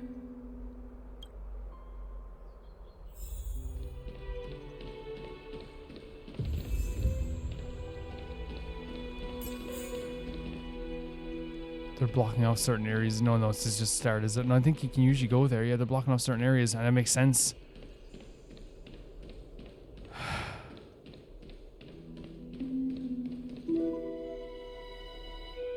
I feel sick. And it's just this pain, this anger, there's all this sadness rolled into one. Don Hung came back before us. Well, maybe he's heard something. Like the energy of this of Akama just changed instantly. You're back. How's everything? No injuries, I hope? Don't worry. The cleaners didn't lay a hand on us. Lord Kratos, were you in the city when it happened? What exactly? Yeah, I need to know exactly what happened. Regrettably, no one knows the details of that moment. Of course. Eyewitnesses only saw. It's fine. Just tell me. Eyewitnesses at the Memorial Palace saw Aglaea fall from the Chrysos airbath. What? What?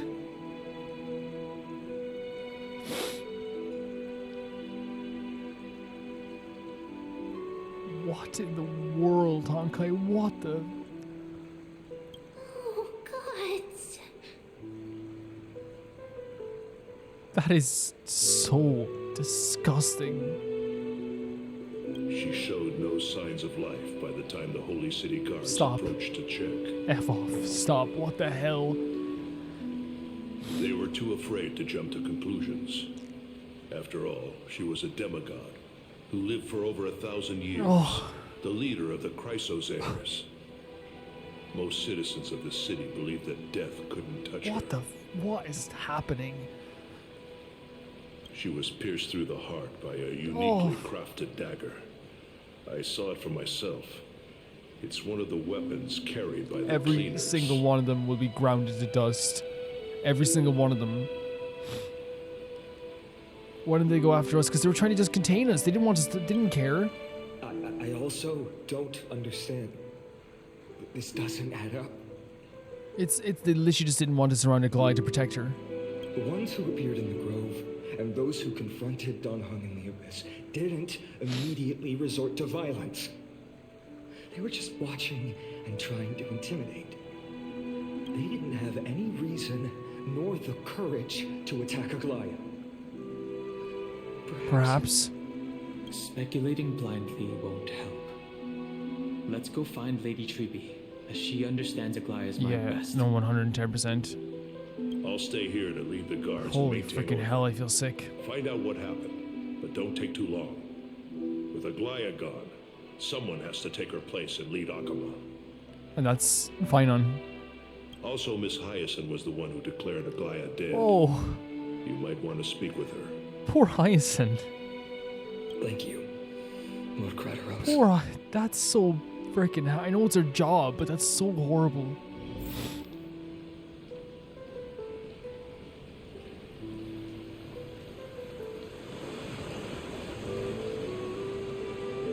Oh.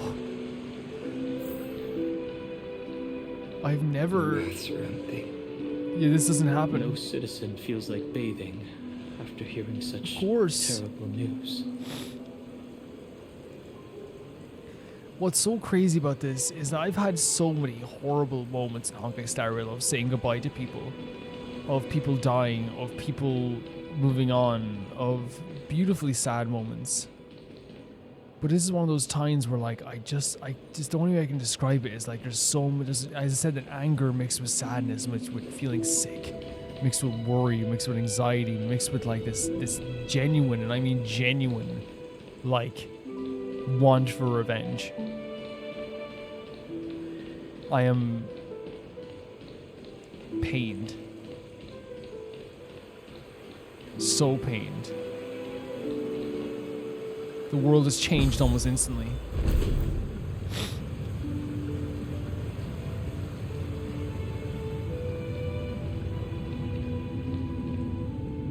The way the Hyacinth turns to us as we step up. Hyacinth. You're back. We heard from Kratos. Are you alright? I'm fine. I've been staying close to Lady Treby and Lady Trinan after the It's incident. so hard, man. It's just so hard. It just feels like the life has been drained from Akama. It's great that you could come back so quickly. They need someone with them now. How are the two of them holding up? Not well. After all, we witnessed Lady Aglaea's last moments. Shouldn't be. I tried to treat her immediately, but even the sky's blessings. Declaring her death was the hardest thing I've ever had to do as a doctor.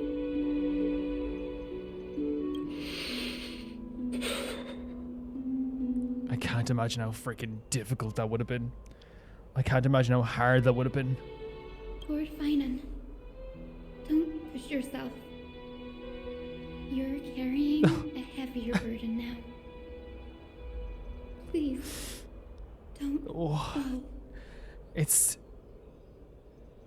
the idea of please don't fall, as well as like they just saw what happened to Aglaea, right? In terms of like Aglaea passing, they don't want this to torment Finan. He is carrying a heavy burden now. Akama is on his back. It's fine. I can handle it. What I've lost is a mentor and a comrade in arms. Don't undersell it. But for Treby and Trinan, they've lost a 1,000-year-old bond. Like they're losing a part of their lives. Here's the thing, it's not only that you lost a comrade in arms. This character was like a mother to like so many. She was a beacon of light for so many. She was a support pillar. She was someone to look to. You should rest, Aizen. You've been awake for a long time. So brutal. We'll handle things from here. I'm devastated. I'm just so devastated. That's how it happened as well. See you later, everyone.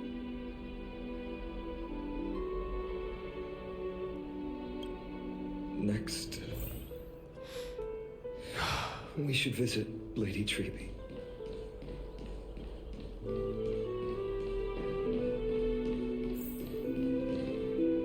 This music as well is perfect, but it hits so hard as well. It really does. It hits so hard.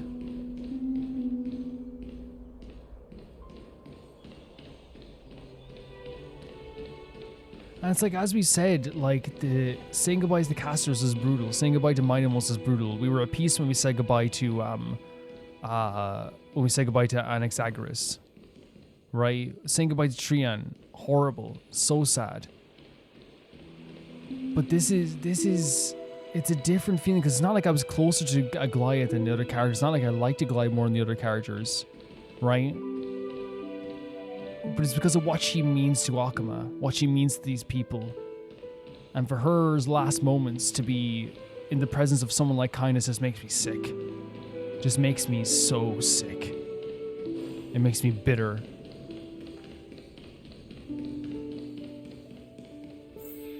Oh, the two of them just standing there as well. And we've lost so much in the last while.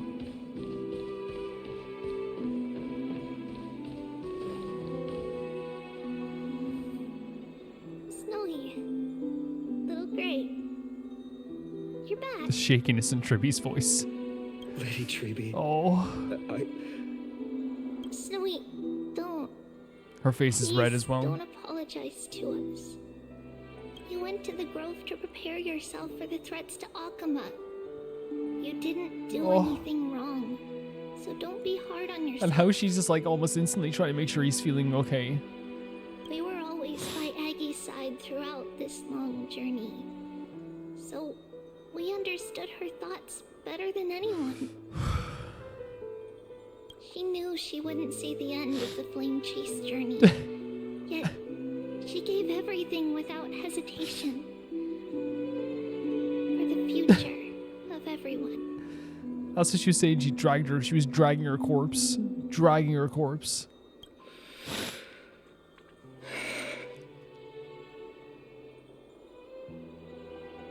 I know what Aglaea expected of me.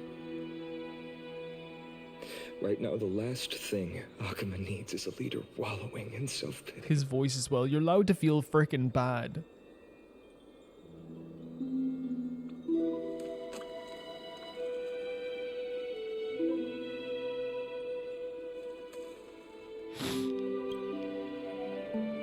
The scroll over there was entrusted to us by Aggie. She instructed us to hand it over to you when the time She was so was right. prepared. She's so prepared for what was for her eventual end. I think now's the right time.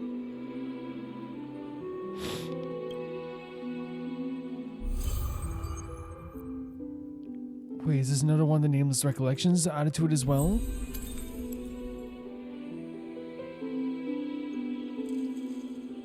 Review the Memory Remnant. So that's the Memory Remnant. That's the smaller one.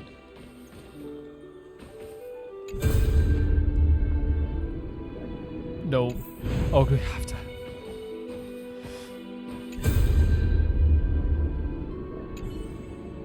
Aggie. So you really don't have to take the medicine anymore? No need, teacher. Medicine can only steady my flesh, but it cannot stop the decay of my soul. I've already borrowed too much time from this world, and now my time is up. Now is the best time for my exit. Oh, Treeby. Please don't cry on my account, teacher. I have a final selfish request. Can you lend me an ear? Go ahead. We will definitely fulfill it for you. I wish my death to be quiet and gentle. I hope that my lifeless body will not be exposed. Isn't this the opposite of what happened? I faced too many challenges in a lifetime, but in the pursuit of this one thing alone, I remained unchanged for 1,000 years. It's beauty, isn't it? That's right, teacher, beauty. Do you think Snowy is ready? 1,000 years ago, when I took up the core flame of Styxia, do you think I was ready then, teacher? Born into this era, we had no choice but to grow amidst the raging waves, not set sail after everything was prepared. Finon, he will understand and he will grasp this duty I've left to him. He is mature enough now, no longer blinded by anger or hatred. She had such faith in Finon after this as well. Am I wrong in saying that the opposite of how she died is that's the opposite of what she wanted is how she died? She had such trust in Finon to take on this role afterwards. They've done such a fantastic job of making Akuma feel drained, making Akuma feel different. The air is heavy in this world now.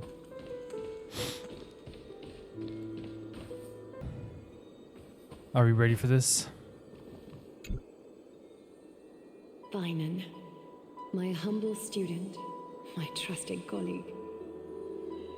I don't know if I am. As I write this, you are locked in a battle of words with the Council of Elders. No. Fighting for the survival of the Flame Chase journey on a battlefield where the smoke of war is invisible. Did she write this around the time Finon was, he's so, oh, look at the light shining on his face here, like, and you can see the twinkle in his eyes. Did she write this around the time he was debating the Council of Elders? I deeply regret and feel guilty for hastily pushing you and the Trailblazer into the debate. This music is so gorgeous. But please forgive me. At that moment, I could not afford to show any sign of weakness before you, as it would have crushed your morale. Right. I considered the debate a routine affair, assuming This is really well done what they're doing here. The support and experience we'd accumulated over centuries. But I underestimated kindness and her party's cunning. Whoa. And also the deterioration of my own. So it wasn't just her sending in Finon because it was relatability. It was also sending in Finon because she knew that she wasn't who she used to be.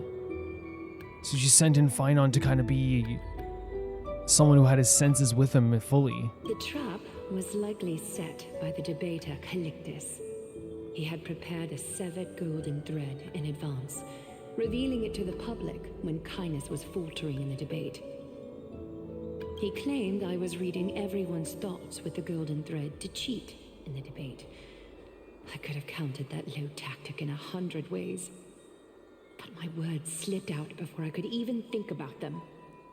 With deceitful scoundrels like you in the crowd, I have no choice but to rely on the golden thread to keep watch over everything in this So holy wait, city. when is she saying this would have happened or this did happen? You can imagine the reaction that comment provoked. At that moment, I felt my time was running short. Maybe this was a previous debate. The divinity in this body might be eternal, but that is not the essence of me. I am a daughter of humanity, born of my mother, and I will die as a human. Realizing that my humanity was fading, I began to plan my exit. What kind of departure would not waste such a belated death? Like, sorry, but visual-wise and directing-wise, this is such an incredible way to do it. Having Aglaea in front here as Finon reads in the back. But I knew I couldn't simply fade away in my sleep like anyone else. The serpents have always lurked. Jesus, man. Terrified of their heads being cut off by the golden thread. If my departure were to be calm and uneventful, it would only lead to a swarm of those serpents emerging from their nests. Regrettably, a peaceful death is a luxury I cannot afford. It's like, there's a line from a show like, you know, that would be too much, wouldn't it? To hope for a peaceful death with the life that they've had. I must feign weakness, deliberately, to make those serpents lose patience and act rashly. Just as they think they've struck and sunk their fangs into my heels, that's when I'll strike back. Wait, so... igniting the final blaze to burn away the threats hidden in the shadows. So she knew they would come for her at one point, and that's when she would strike back? The blaze soaring into the sky might sow fear and confusion, but I have no worries about people losing their way. After all, Alchema still has you to guide them, Finon. She has so much trust in Finon. She has so much trust in him. You're not perfect, Finon. I've witnessed your confusion, recklessness, and deep sensitivity, dawn after dawn. The heavy burdens of your past have always weighed you down, inflicting deep pain. Yet, in your way, you are perfect. You embrace everyone's imperfections, always ready to find the precious qualities hidden beneath their rough exteriors. Unconditionally. What did you do for us when we first came here? You vouched for us right away. That might be what sets our Sky Father Kefili apart from other deities. Oh my god. They recognize the imperfections in their creations, yet still choose to shine their light on them, offering protection with unconditional love.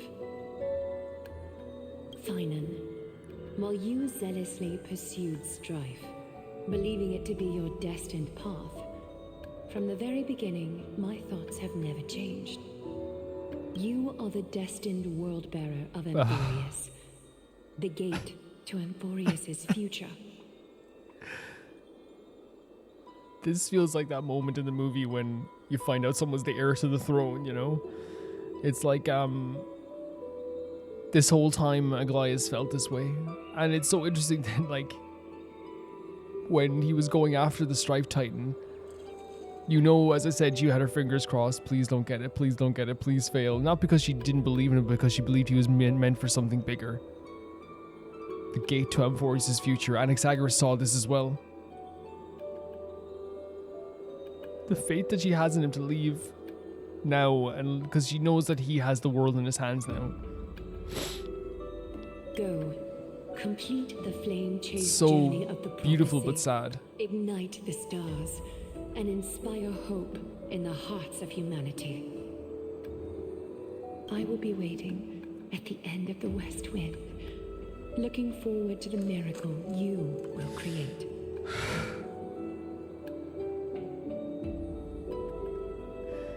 Again, this music is it's magical, it's gorgeous. But it's just so, like, not fair, you know? But at the same time, too, it's also, like, really beautiful, the words that she expressed to him. The idea of you are not perfect, but you are perfect, is to me, is such a stunning line. He looks different to me. He feels different to me. I think that probably has that heaviness on him. Aglaea, how could I possibly be worthy of the burning torch you've passed into my hands? I've heard him angry, I've heard him happy, I've heard him excited. Hearing his voice shake just kills me, man. Oh. A quick turnaround. Can you do me a favor? He's already like, look at him, he's already stepping up. Whatever I can help with, just say the word. Please deliver a message to Lord Krateros. Have him gather the Holy City guards and the Kremnoans to spread the word from door to door. Whoa. At the lucid hour tomorrow, Finan will speak Whoa, at the Finan. Palace.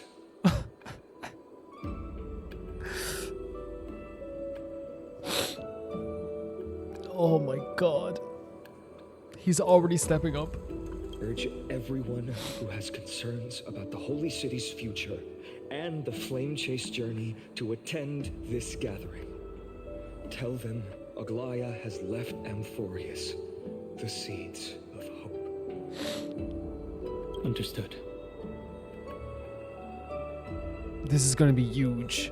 The fact that he thought of this already as well means Aglaea's faith was placed in the right way. Thank you. It's been a harrowing day for everyone.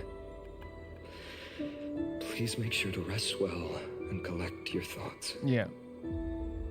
I need to prepare. Is that Chartonus? Oh, the charm. The freaking charm. What brings you to Memorial Palace?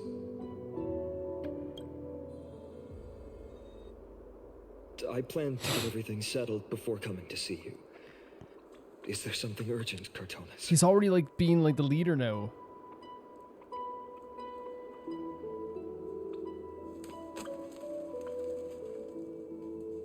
How are you holding up? I wanted to see.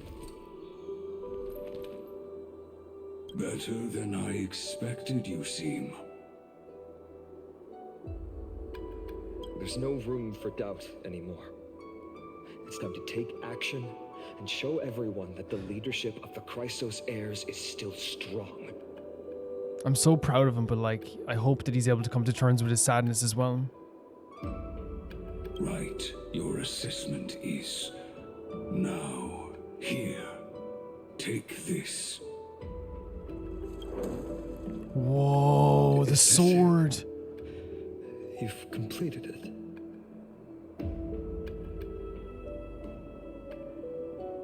Dawnmaker. Gorgeous. The name I've chosen for it.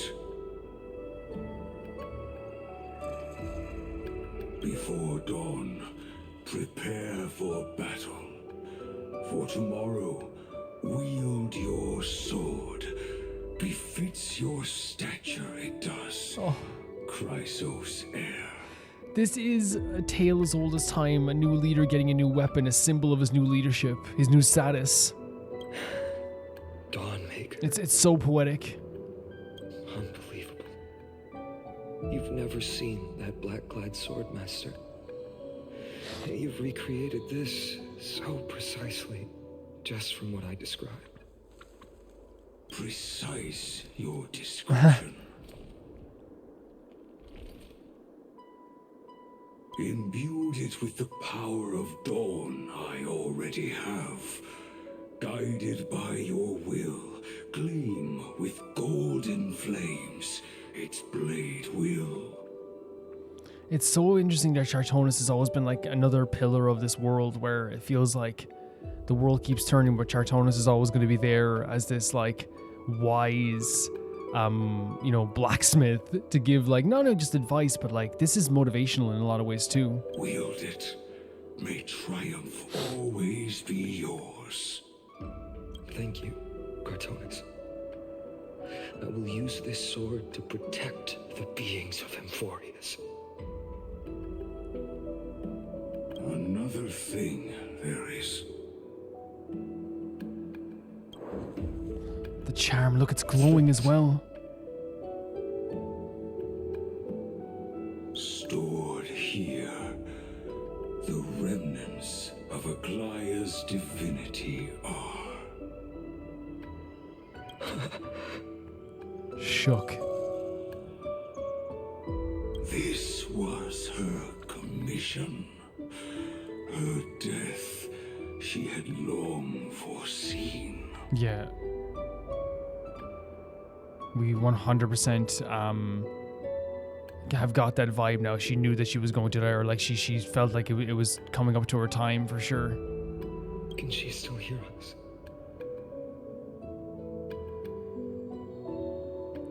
It's difficult to confirm. About divinity, we know very little. In this way, she wanted to be with you. Always. Oh.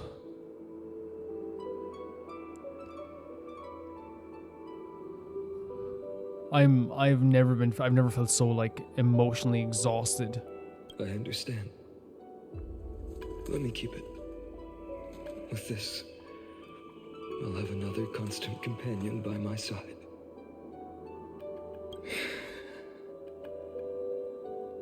May this world never have need for a deliverer. Someone told me long ago. But when the world dashed her hopes and fell into disarray, if she could see me now, leading from the front, rallying people against their destiny. Was it Cyrene? Is what he's talking about again? Cyrene? She would surely smile. Oh, fine on.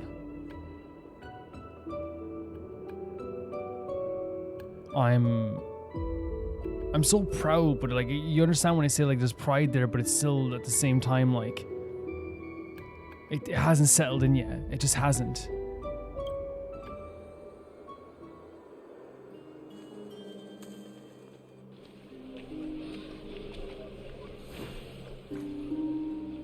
How will the holy city continue without? This is what I was thinking as well. Guys, I'm sorry like if I'm not as like yappy. Like I'm so shook, and like it just really feels very like it's a world-shattering, world-changing event that will change everything forever. The way I described it, as I said, it's like if this powerful being I described as like, you know, like a Gojo. If Gojo like chose to die one day, it would really feel like the world changes, and it would be up to other people to take up the mantle, but still. Look, Lord Finan is here. Is this a speech he's doing? Oh my god, Finan, you can do this. Will he step up to lead Aglaea? He will. Oh, look at him. Oh my god, look at him. Not long ago, I spoke at the Citizens' Assembly at Dawncloud. I wrestled with every word, searching for the right ones to rally support and keep the Chrysos heir's flame chase alive. Right. In the end, I remembered a lesson from one of my teachers. In battles where words are weapons, outrage and blind passion often overpower reason. I followed his strategy. I painted my opponents as nothing more than pests, tore apart their character, and laid out their crimes. Look at his voice is deeper. That passion is there again. It almost seems like he's doing that the speech again. The strategy worked. I secured enough votes to achieve my goal, but afterward, there wasn't even a flicker of joy. I realized that apparent victory masked a deeper failure. In my pursuit of success, I fueled division and strayed far from my very purpose that led me to the flame chase journey. I understand what he's saying, but he was right about the Council of Elders.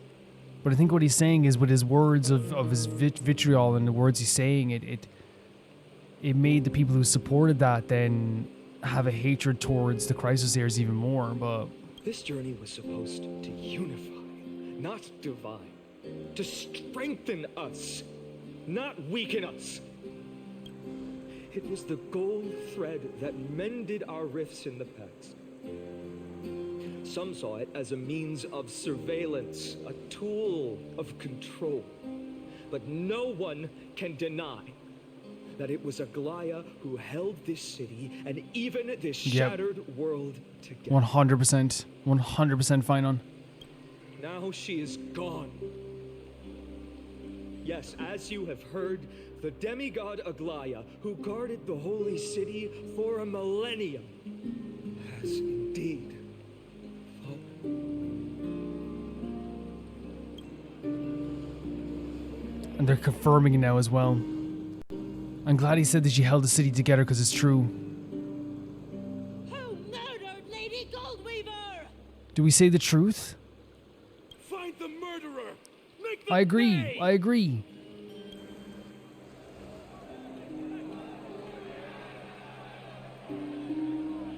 I felt the same as No, all I of still you feel the same. initially. Fine on. These people can't just get away with this stuff. Kindness can't just be allowed to get away with it. She can't. I wanted to stand here beside you to condemn the Yeah, and they sinners, should. to discuss retribution, and to see justice brought down upon them. Kindness needs to be punished. But my perspective has changed. What?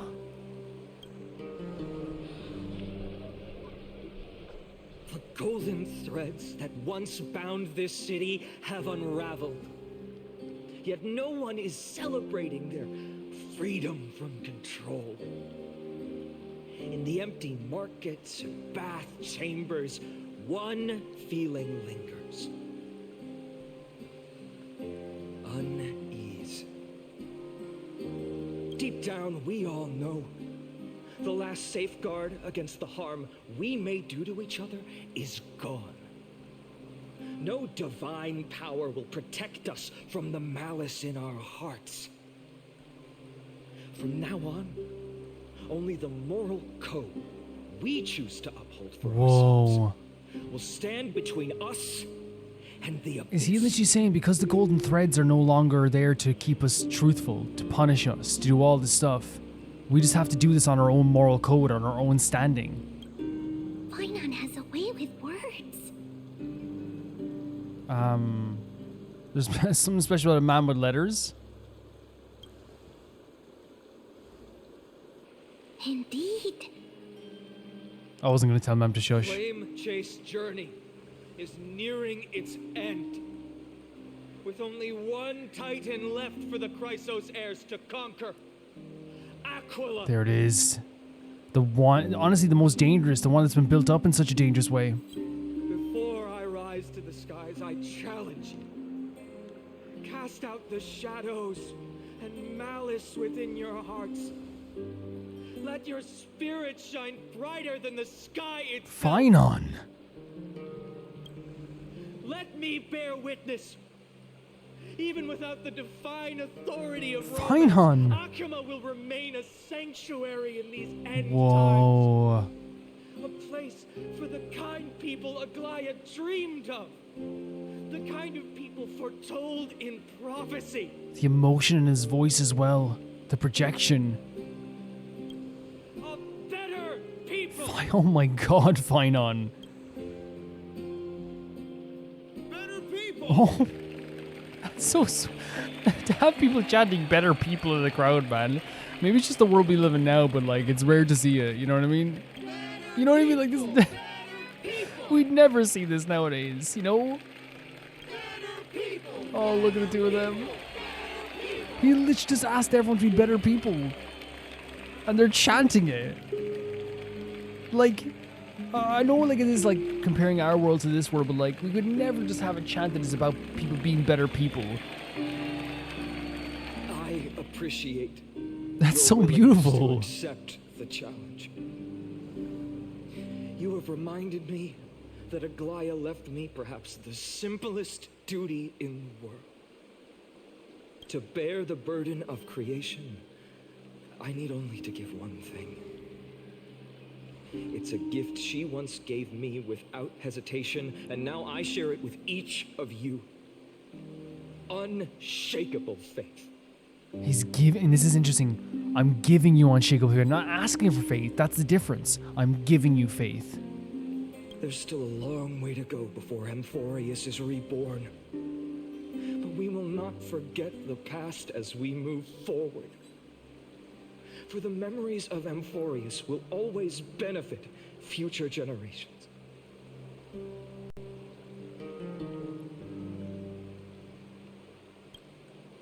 Allow me this moment. I want to borrow a few minutes of your time to commemorate a demigod. Wow. Who protected the holy city for a millennium. I am very impressed with Finon. She was Akima's dressmaker, the leader of the Chrysos heirs. Is that bells ringing as well? Gold weaver, Aglaea, and her greatest feat was being a selfless person. She gave her whole life for this. She gave her life for everybody else. She dragged her corpse, as she always said herself, dragged her corpse near the finish line. She didn't get to the finish line, but oh my god, she got as far as one Titan left.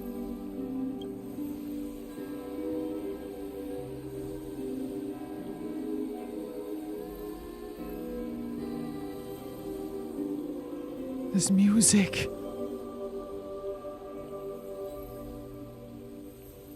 Stunning.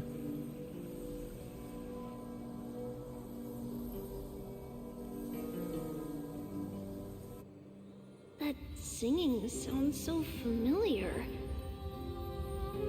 In what universe are we doing this? In what universe are we doing this? In what universe are we doing this? In what universe are we doing this? What is wrong with you?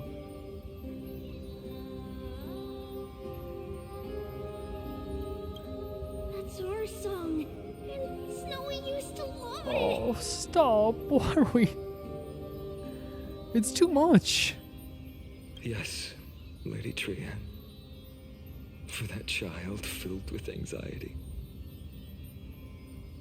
Your songs always dispelled the clouds in my heart. Even if for just a moment. Snowy was so cute and kind when he was little. The fact that he didn't know him when he was little. Now, you've grown so much. Maybe not as cute, but still just as It's so... I mean, I still think he's cute, but you know what I mean? He's very kind. Time spares no one, so there's nothing we can do. But kindness, you helped nurture it. Don't mention it. Your light is as bright as ever. Keep it up and stay strong. That's so beautiful. See you, Snowy.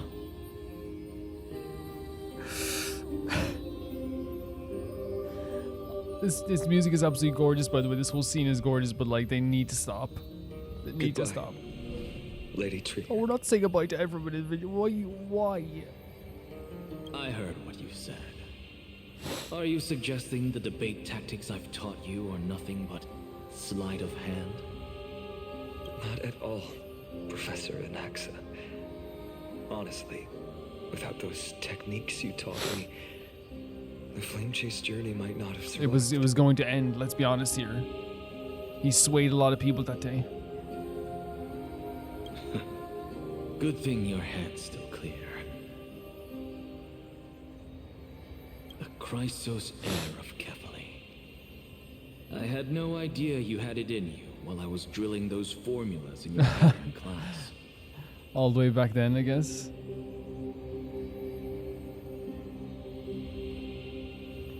Who could have thought, Professor? By the way, I've completely forgotten those formulas now.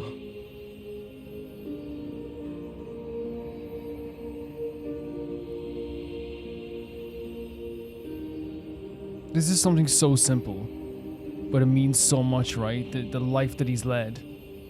And allowing them to have fun with this, allowing them to have like a little bit of a spark with this. That's just something so normal, those formulas that he was supposed to memorize. Some things never change. In our next lives, I'll teach you how to truly embrace your divine duties.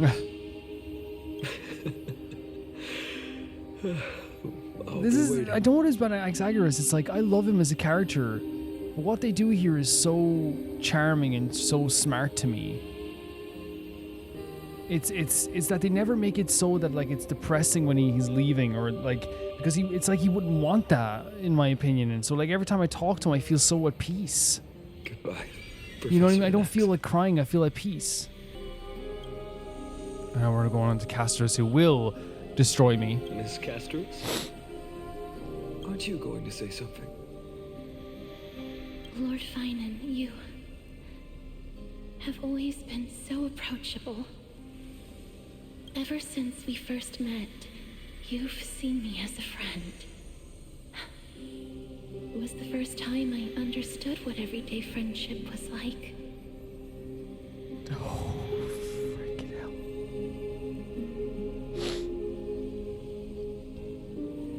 That is so stunningly beautiful. But that's dangerous. Why is that? Dangerous. Is it because you eventually have to say goodbye? Laughing and chatting with you, I sometimes forget who I am.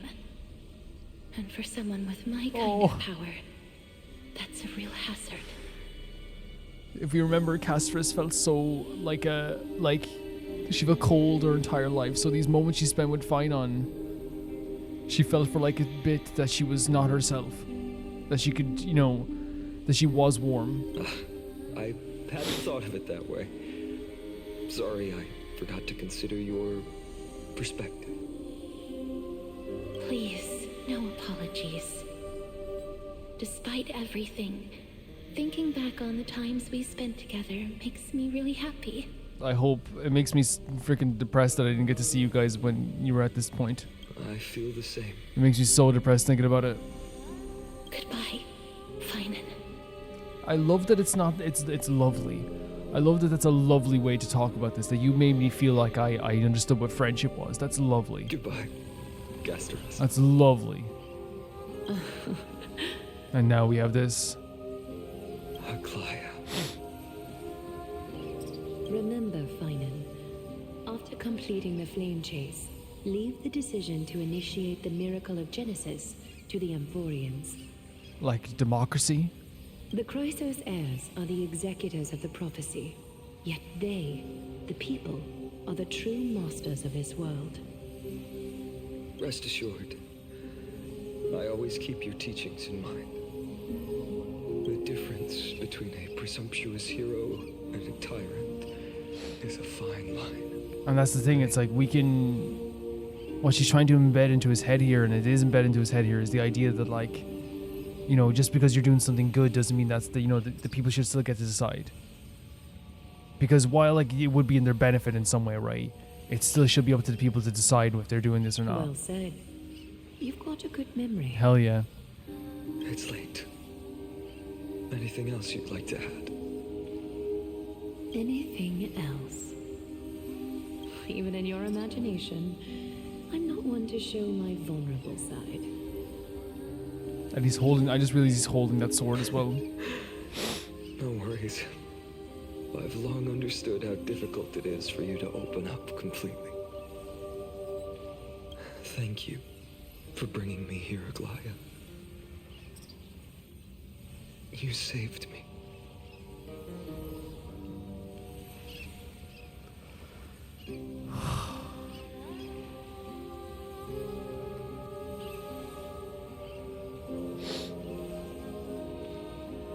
And we know where he came from. Maybe what I wanted to save wasn't you, child,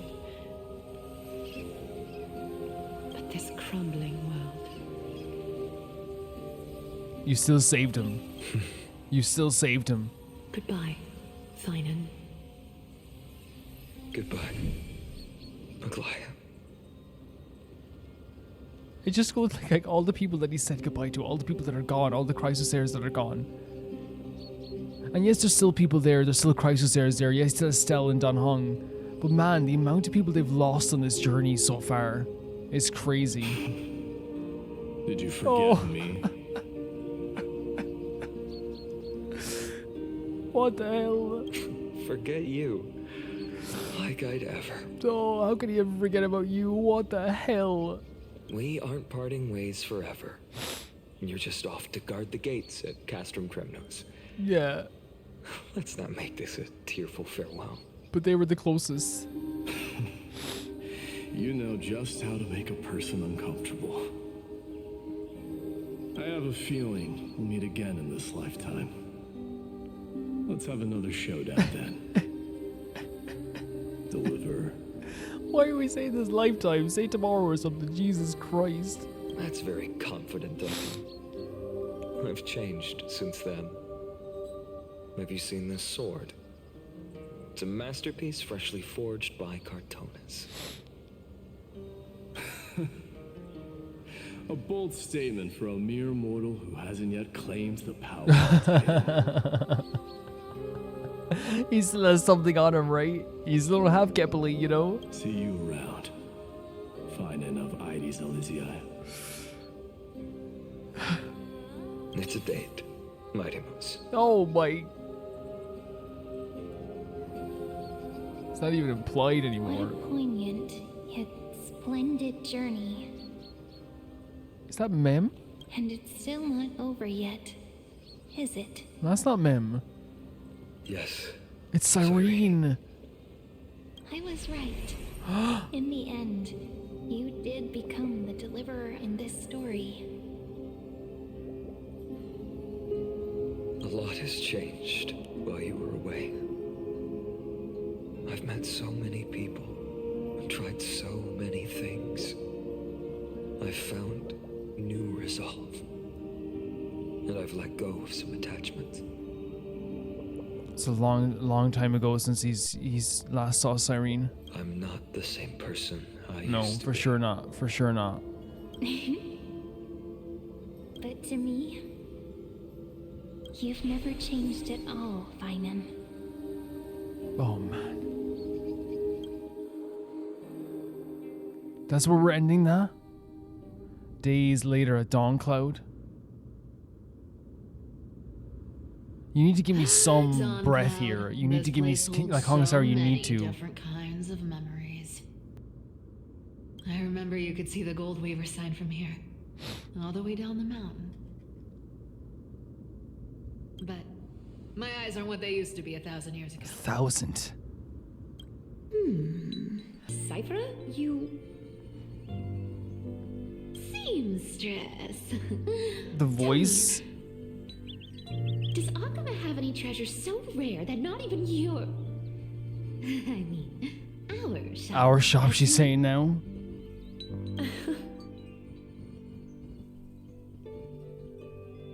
Of course it has.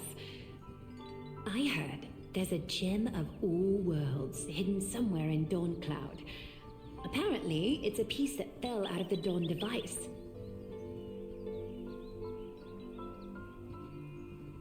It's truly a priceless treasure, being a part of Kefali's divine body.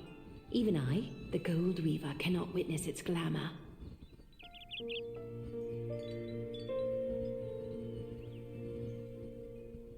Gem of all worlds.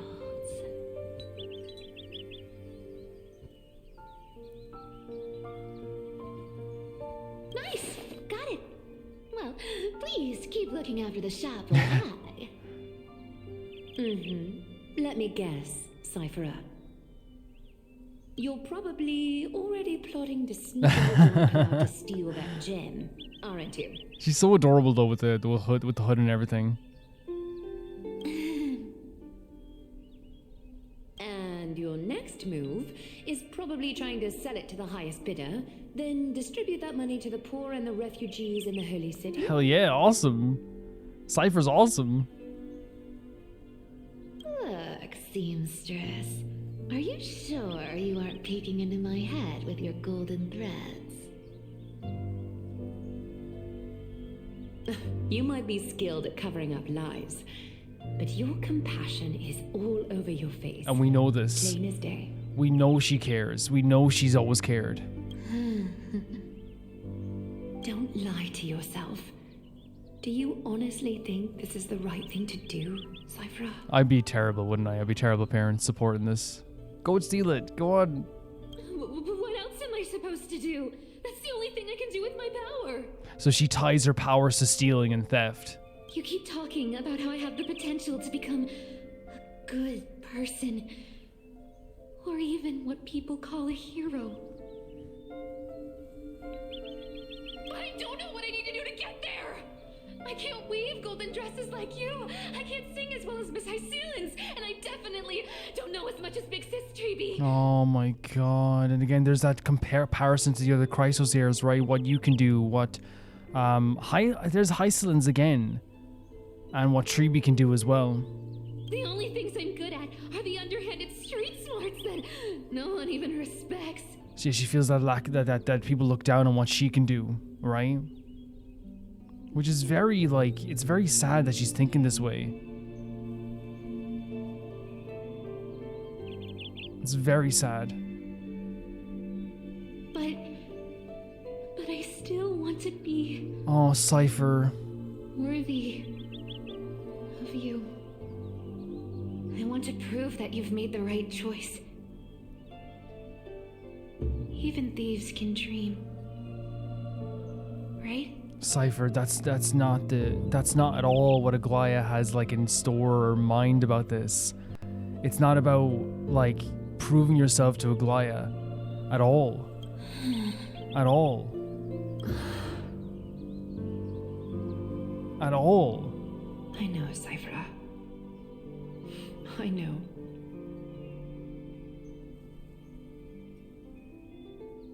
You are justified in your anger. Destiny is never fair. And your path is doomed to be even worse than everyone else's. You are fated to walk in the dark and bear the world's misunderstanding in this journey. But you have to believe that everyone in this world is unique in their own way. Yes. Yes, Aglaea. I am convinced that you're the only one who can bear the authority of trickery. Even if you have to contend with the legendary 300 master thieves of Dolos. Like, instead of turning again, because she sees her thievery as something wrong, as something bad. And instead of it being something wrong and bad, she instead is bringing forward this idea that it's like this is something only you can do. It's something that makes you special. I just want everyone to believe that the world is beautiful. Cypher. And that everyone is simple and kind. If only I could get everyone to believe that. Would that lie become reality? If enough people believed in it, even though it's a lie.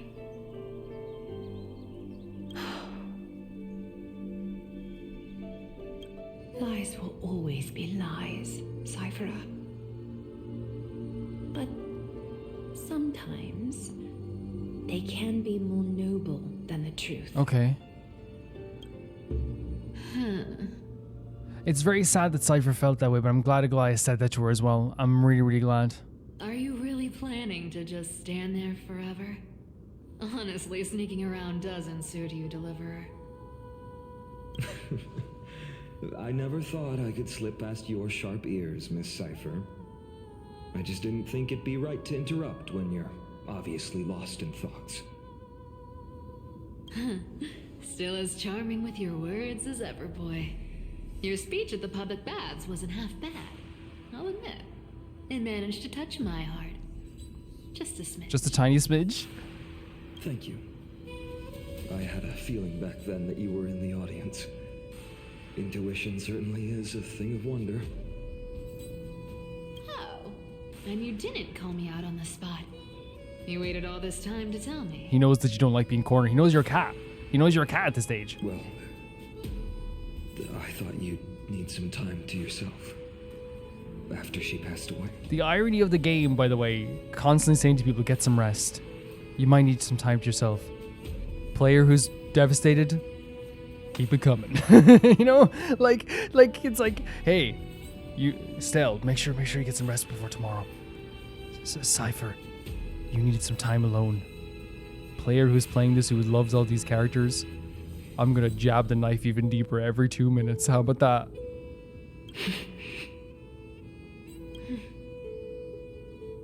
None of your business. Oh, Cypher. Enough small talk. Tell me, what kind of trouble did you run into that you need me, the super old-timer, to step in?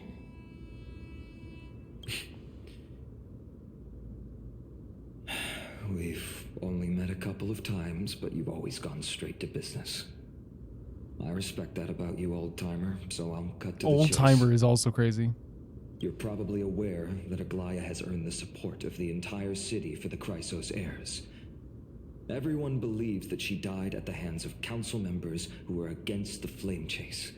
And the citizens' fury has been dragging these schemers out of the shadows one by one. Oh, so like they're uncovering it? Like they're like because the citizens are so angry, it's like making them come out of the shadows? But they didn't get everybody. To this day, we still haven't found Elder Kindness, the leader. So she's really hidden. So maybe that's what they want Cypher to do. I'm glad that they did find them, though, by the way, because I thought during the speech they were doing the whole like, let's everyone join hands, which I hate that idea because it's like, no, some people need to be punished for what they have done. I see. You're afraid she'll do something wild now that she's pushed into a corner, aren't you? Yeah, I mean, that's when animals are at their most vicious, right? Yes. I believe that Kefali's core flame, forever enshrined above the council theater, would be the opposition's final trump card against the Chrysos heirs. We're setting out to campaign against Aglaea in a few days. With the Chrysos heirs gone, it'll be their best chance to strike. Wait, they're doing it in a few days? The campaign has been... When they say setting out, did it mean they're leaving to do it right now, or they're just setting it up?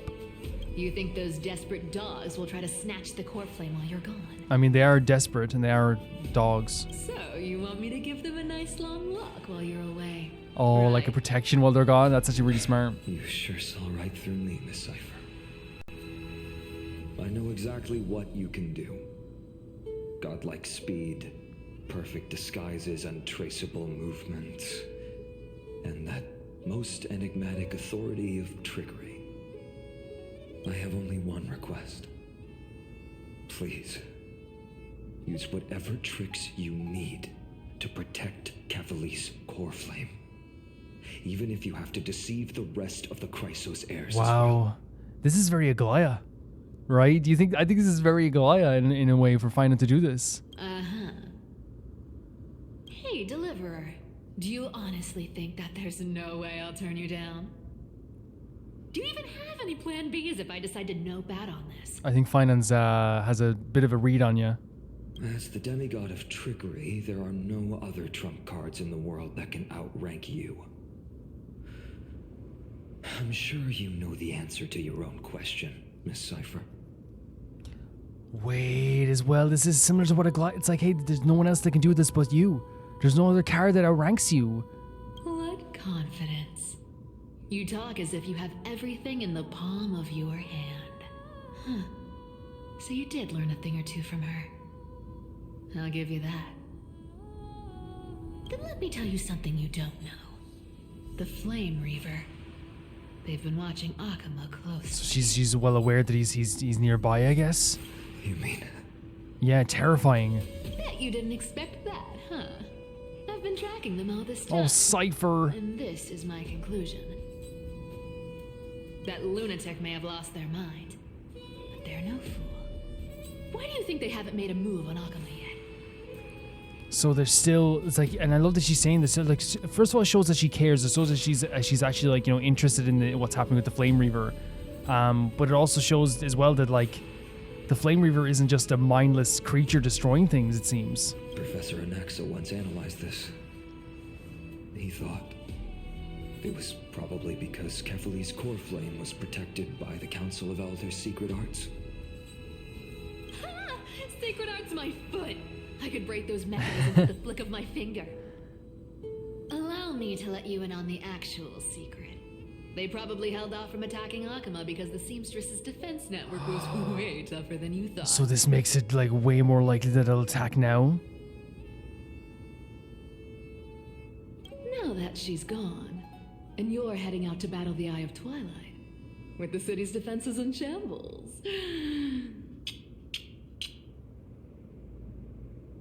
So it's literally leaving the place vulnerable at that stage. What a dangerous situation we find ourselves in. If it when I described it as like Gojo or Gandalf, it's like he's gone. Let's do something, you know? But since you're the one who brought it up, I'm guessing you already have a solution in mind. Hopefully. Just look how ridiculously calm you are right now. But you guessed it right. Consider this a 2-for-1 deal. I'll keep that lunatic entertained on top of protecting Kefali's core flame. You owe a big favor after this. I mean, like, again, I think she does care, but, like, I do love how she masks it a little bit with, like, you know, her want for, you know, something in return, right? Which, again, like, you know, her want for, like, more riches and stuff, I guess, does come from a fear of, like, a prophecy and stuff, I guess, too. But I do love that, like, how she keeps her own, like, you know, guard up, even while still helping people. You have my deepest gratitude. That Flame Reaver's power is truly unfathomable. Please be careful. Don't forget, Deliverer. There's a fundamental truth in this world. Cyphera will always get the last laugh. No need to worry for a demigod. I'll do my job, so you... Why are we cutting off here? Need to make sure you don't die before you pay me. Oh, I see what I mean? Like, that's just a Cypher line. It's like equal parts, take care of yourself, but also, again, it's masked with, hey, you gotta pay me, so don't die, you know? Very, whoa. Meanwhile, in the Grove of Epiphany.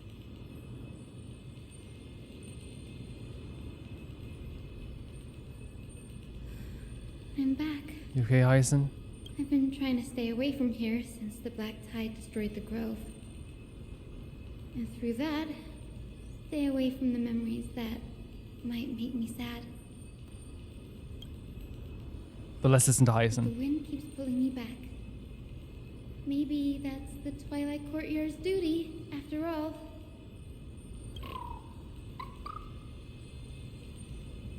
I know, little Ika. Little Ika's adorable. I know. I too miss the days when we all studied together. But we have an even more important mission this time round. Lord Finan has already set the date to campaign against Aquila. Being a descendant of the Sky People, He's still dootin'. You're right. At least I can still afford to get lost in thought once in a while. You just fully communicate with this guy. Oh, ancestors. Please wait for just a bit longer. The time I spent in the grove deserves some reminiscence.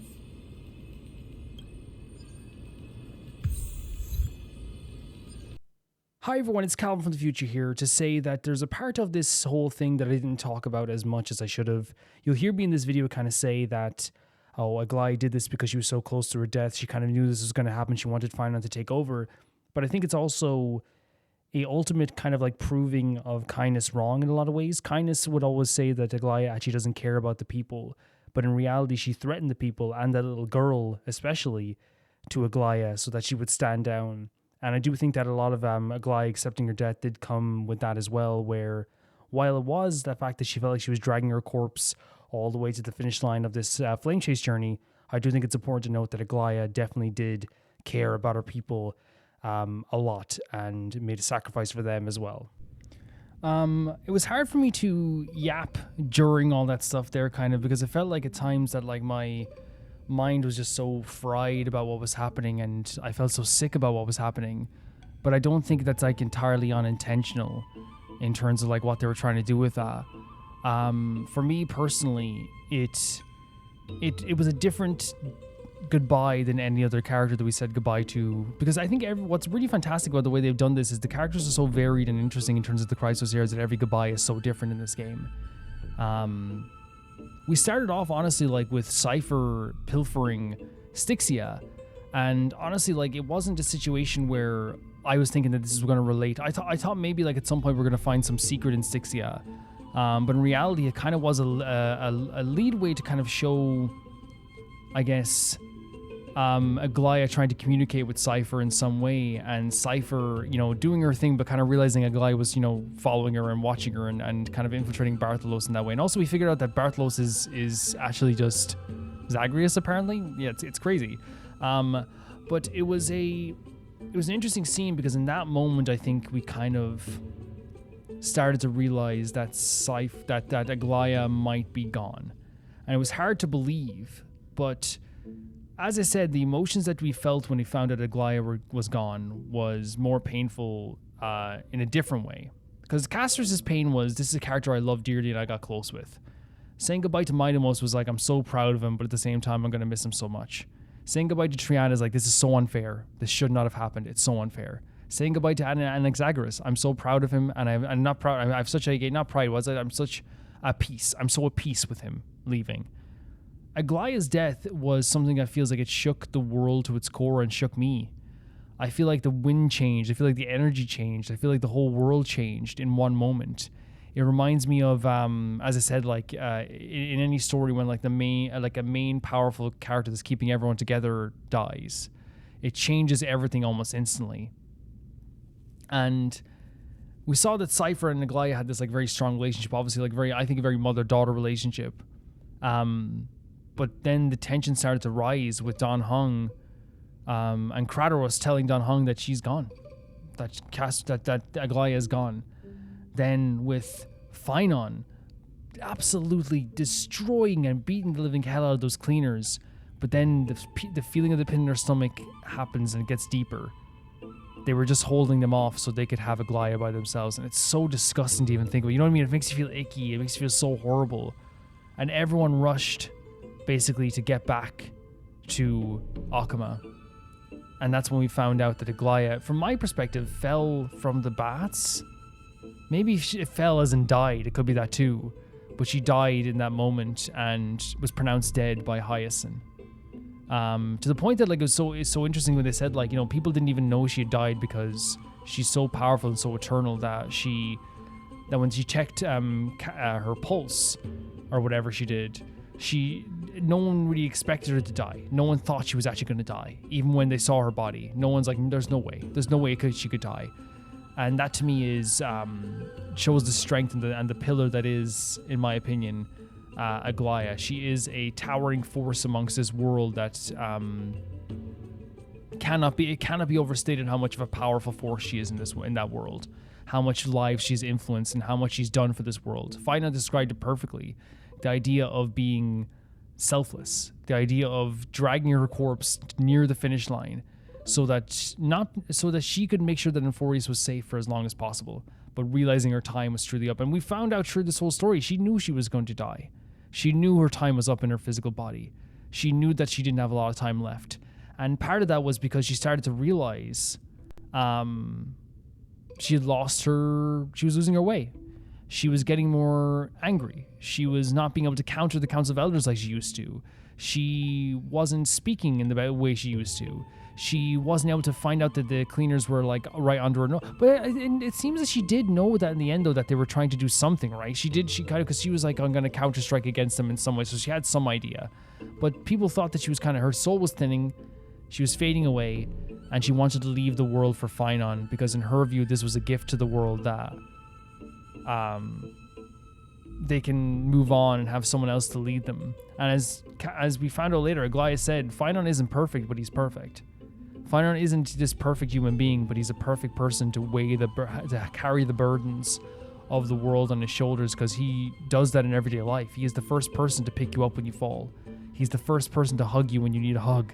He's the first person to guide you when you're lost. He's the first person to do that. He is that type of person. And it's interesting that he's that type of person when he was saved by Aglaea all those years ago. Aglaea left this world to rule to Finon. Finon will now take on Aglaea's role as leader of Akama. And the faith that she has in him is so special to me and so amazing to me that I'm so honestly just like proud of Finon, but at the same time too, it's hard not to feel so hurt and heartbroken by the situations that took place here. They said there was a dagger in Aglaea. It makes me truly believe that maybe she just accepted her death and let them do it, which is still, I want to destroy those cleaners, absolutely destroy them, honestly. But it's a beautiful passing of the torch to Finon. And I think that they knew that this was going to be a really beautiful moment, because it was absolutely stunning. This whole thing of she knew from the start that this guy was going to be the one who took over Kepeli. She had so much faith in him from that moment. And it's so interesting because the game sets this up so perfectly with the whole Nicodor thing, where it makes it seem for a second that she doesn't have faith in Finon, right? Intentionally so. She doesn't have that faith in Finon, and then what happens? It's actually just the fact that she knew Mightimos is better for that job, and she had the ultimate faith in Finon, that he would be the one to be able to rule people in her stead. She was a pillar of this world. She was everything to this world. Akama's justice system. Akama's like in a way, their morality was almost tied to, Aglaea in a lot of ways. So her passing literally made the whole world feel like it stopped. It literally made everything feel like everything just drained from the world. When I was wandering around the place when everything was empty with that music in the background, the game did such a fantastic job of making it feel like we weren't in the same Akama as before. We just weren't. And the sickening feeling I felt throughout that is just the idea of how I know that she knew that this was going to happen eventually, but still thinking that the Council of Elders were there when she died and nobody else. It just makes me sick. It makes me absolutely sick. Kindness was the last person to talk to, the last person to talk to Aglaea. Technically, because she did talk to Chartonis, right? She did talk to Cypher, so we can say that. Okay. I'm glad with that. The last person she didn't talk to was Aglaea. The last person she talked to was Cartonis. And to me, that's much better. The last Chrysosaur she talked to in that spirit form seemed to be, I think it could have been Finon technically, because if he was actually seeing them in that vision there, or if he was just, I don't know how that works usually, but at least it wasn't Kindness who was the last person she talked to. It goes to show how much of a weight that her death has is Finon couldn't waste time. Finon read the letter that was left to him, the beautiful letter that was left to him. And he didn't get time to sit there and be like, I need to think about this. He turned around, shoulders straight, and said, gather everyone tomorrow. Because he knew that if Aglaea is gone, the world is uncertain. There's unease in everybody's hearts, and everyone is lost for the time being. He knows this. He's well aware of this. And so he makes this absolutely fantastic speech. And at first I was a bit shaky with the speech because I thought he was doing the whole we will forgive the people who horribly tried to kill her. But no, he was more saying that he doesn't want to just be this big iron fist. He wants the world to come together. He doesn't want to sow doubt and, the idea of, he doesn't want to sow more dissension between people, because he felt like his words of passion, even though I agree with everything he said at that debate, I don't care what anyone says, he doesn't want to sow any more dissension between everybody. He wants this to be a world where everyone could be, as he said, better people. And then he gave an honor to Aglaea as well. In a really, again, beautiful moment. You can tell how much he absolutely cared about her. I think the whole thing of the chant to better people actually hit me so hard, because we live in a world personally that, like, getting people to chant better people will be like, that's so cheesy, that's so silly, that's so cheesy. But in reality, it's like, to get people to genuinely say, chant better people, fine on, man. That's such a beautiful thing. It's such a gorgeous thing. And I think that, like, can't be overstated how amazing I found that to be. How, like, impactful that one chant of better people really meant to me. It meant the world. In terms of Finon's leadership and him, taking over the mantle, I have no doubt that he's going to be an amazing person for this job. I think it's going to be a lot of weight and a lot of heaviness. As you saw there, he basically laid out the challenge to Aquila. But as we saw there with the conversation with Cypher, there's more dangers around the corner. The Flame Reaver was waiting for Aglaea to leave. Again, they feel like a Gandalf. They feel like a Gojo. They feel like that character that, like, all the other, like, shadows and people skulking in the shadows are like, now's our chance. You know what I mean? It's time, It feels like that type of thing. It really does to me. And, like, the thing that's so interesting as well is, like, it's not just what's happened with the Flame Reaver. It's also what will happen with the Council of Elders. Kindness hasn't been found yet. She has 26 iterations of hatred inside of her head. And she hasn't been found yet. If they can do all of this, they can plan something else. So hiring Cypher to kind of be the in-between for that was a really great moment. I think it's honestly really cool to see Cypher, like, she was looking up stuff in the Flame Reaver. I think that shows that she does actually care more than people might think she cares. She actually does, like, think about this stuff and has introspection and was worried about the fate of the world at the same time too. Even saying revealing all this to Finon was to make sure he is prepared, because Finon does this campaign where he leaves to go fight Aquila. What happens is left behind is Akama without the Chrysos, without Finon. And having Cypher here to protect it, using her tricks and all her trickery, even to trick the other Chrysos heirs, having knowledge that the Flame Reavers are skulking around too. It really does set up this idea that, like, they may have caught some of the cleaners. They may have caught. They may have caught kindness, and they may, like, have a new leader and a new beginning.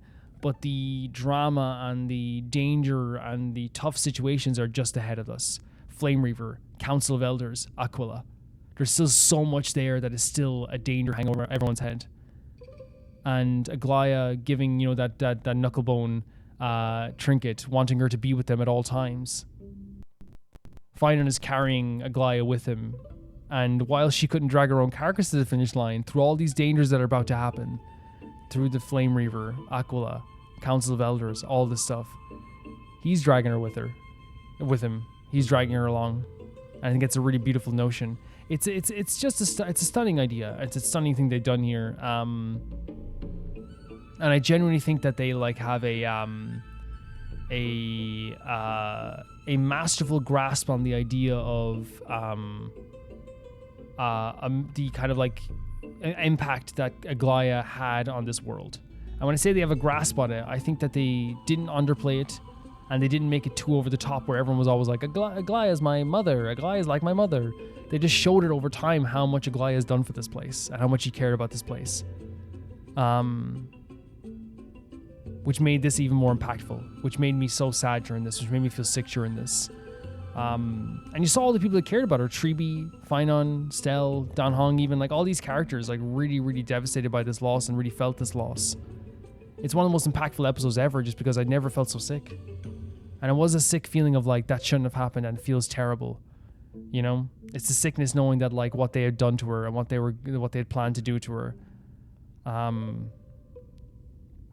there's also sadness, amongst all that too. There really is. We also saw the stuff with Cypher and Aglaea too, and I think the stuff with Cypher and Aglaea is so strong to me because there is a doubt in Cypher of who she is, which is she sees herself as only being a thief, a common pauper, all this stuff.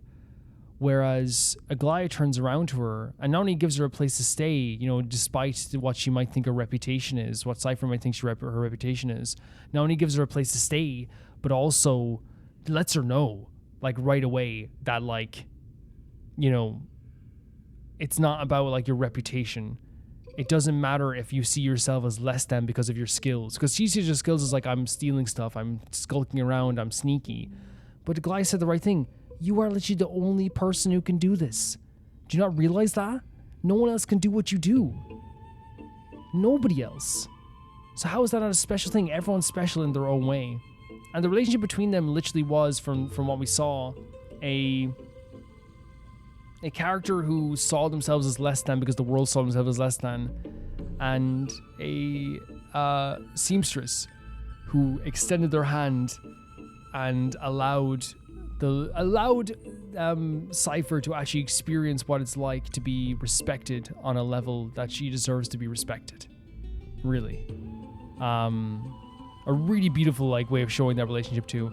And of course Cypher, like, it's one of those things where I think they did a really good job of also having Cypher, like, not cry or not run to Aglaea or not run to Aglaea and be like, Aglaea, I'm so sorry, oh my god, I wish we talked more. It was a very, like, subtle but hard goodbye. You know, this is the last time we ever saw each other was right before that other moment. This is the last time we'll ever talk to each other. Goodbye. And there was a goodbye there. They're not... Honkai Star Rail does this amazing thing where they never betray their characters' moments just to give us a happy moment. They will always do the thing that makes much more sense for their story. And we saw that there with Aglaea's goodbye to Cypher. Because what usually happens in a story that's good, but it's not like what you were usually, like, expected to... It's not really... Doesn't really make a lot of sense, which is Cypher would have been like, Aglaea! And she would have ran all the way there, and it would have been a moment of, like... I guarantee we probably would have cried, right? As she, like, faded away, you know? But I think it's much more realistic to have this acceptance from Cypher of, like, I know what she's doing.